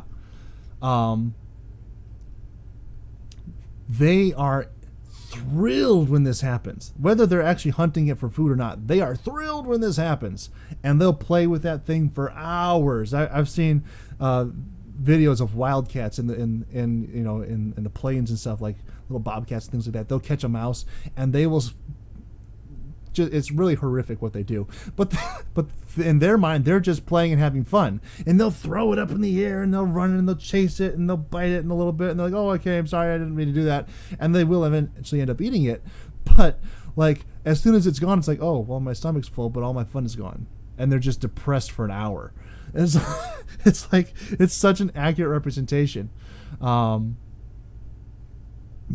so very accurate cartoon there. But yeah, like if there's no chance that Tom could ever win, or that Sylvester could ever get Tweety, or that Yosemite Sam could shoot Bugs Bunny, or it's like all the suspense is gone. All the excitement of what's coming next just disappears. And so, in terms of from an entertainment perspective, I think this is the wrong way to go. I think this is another one of those big decisions that's going to be put forth, and they're going to be like, oh, this is going to be so much better. And then ultimately what's going to happen is that people are just not going to watch it, and they're just going to lose money, and then they'll get mad at the audience because they weren't watching the thing that they made so especially for them, and it's supposed to be all... I don't care. Yeah. Yeah, saying yeah. Yeah, that's okay, have we reached the point? I don't have we reached the point? We might have reached the point. We kind of reached the same point we were last time.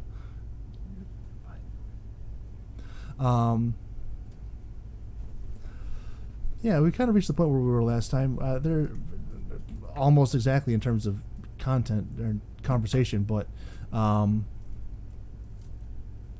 yeah, we anything else to throw in here, Mr. Masters? Nope. Okay. My train has officially got back on track and is no longer making any more stops. Okay. Well then, let's wrap it up. Thank you everybody for watching, tuning in, listening. If you made it to this point, throw a comment or something down below. Let us know you made it. It is definitely a marathon to get through these. We're having fun. Remember, watch it on 2 times speed. We should say that at the beginning of the video, not at the end. No. Because by the time we got to the end of the last video, I'd forgotten that we said that, so I didn't watch it on 2 times speed. Just let that be a secret to the people who are dedicated enough to make it this far. They deserve the tricks of the trade. Thank you all for watching. It has been a lot of fun for us. I hope it has been for you. If you have anything that you'd like us to kibitz about, just throw that in those comments down below.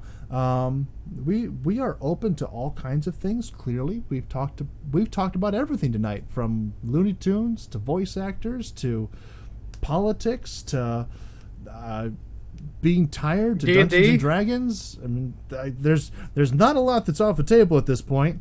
Bad jokes that should never be made. By the way, I did read your joke. I understand it now. Shame on you. You didn't understand it last night. Well, here's the thing. You spelled that one word the way I spelled it. I spelled it the way I spelled it for a reason. Yeah. We also I was going to let the audience infer. We also came to the point where we discovered that Masters has been using the wrong argument in terms of spelling for years. Oh, hey, is this finally part of the GIF? Is this GIF, not GIF? How dare you? Is this the recap that you were asking for? Because this is kind of like everything that we talked about tonight. Not necessarily the path unintentionally. Yeah, it wasn't the path we took, but it kind of got everything. But I think we pretty much covered everything we covered. All right. So yeah. Please keep interacting with us. Keep looking forward to new episodes. We appreciate every single person who even watches for the first 3 seconds and hears me hit my mic or Master's burp. One of those two. That's just for the special people that want to. That's just to get the crowd out that aren't going to enjoy the content. Right. That's right. It's like that. If that throws you off, then you have no chance listening to the whole thing. It's like the Sasquatch body hair and women.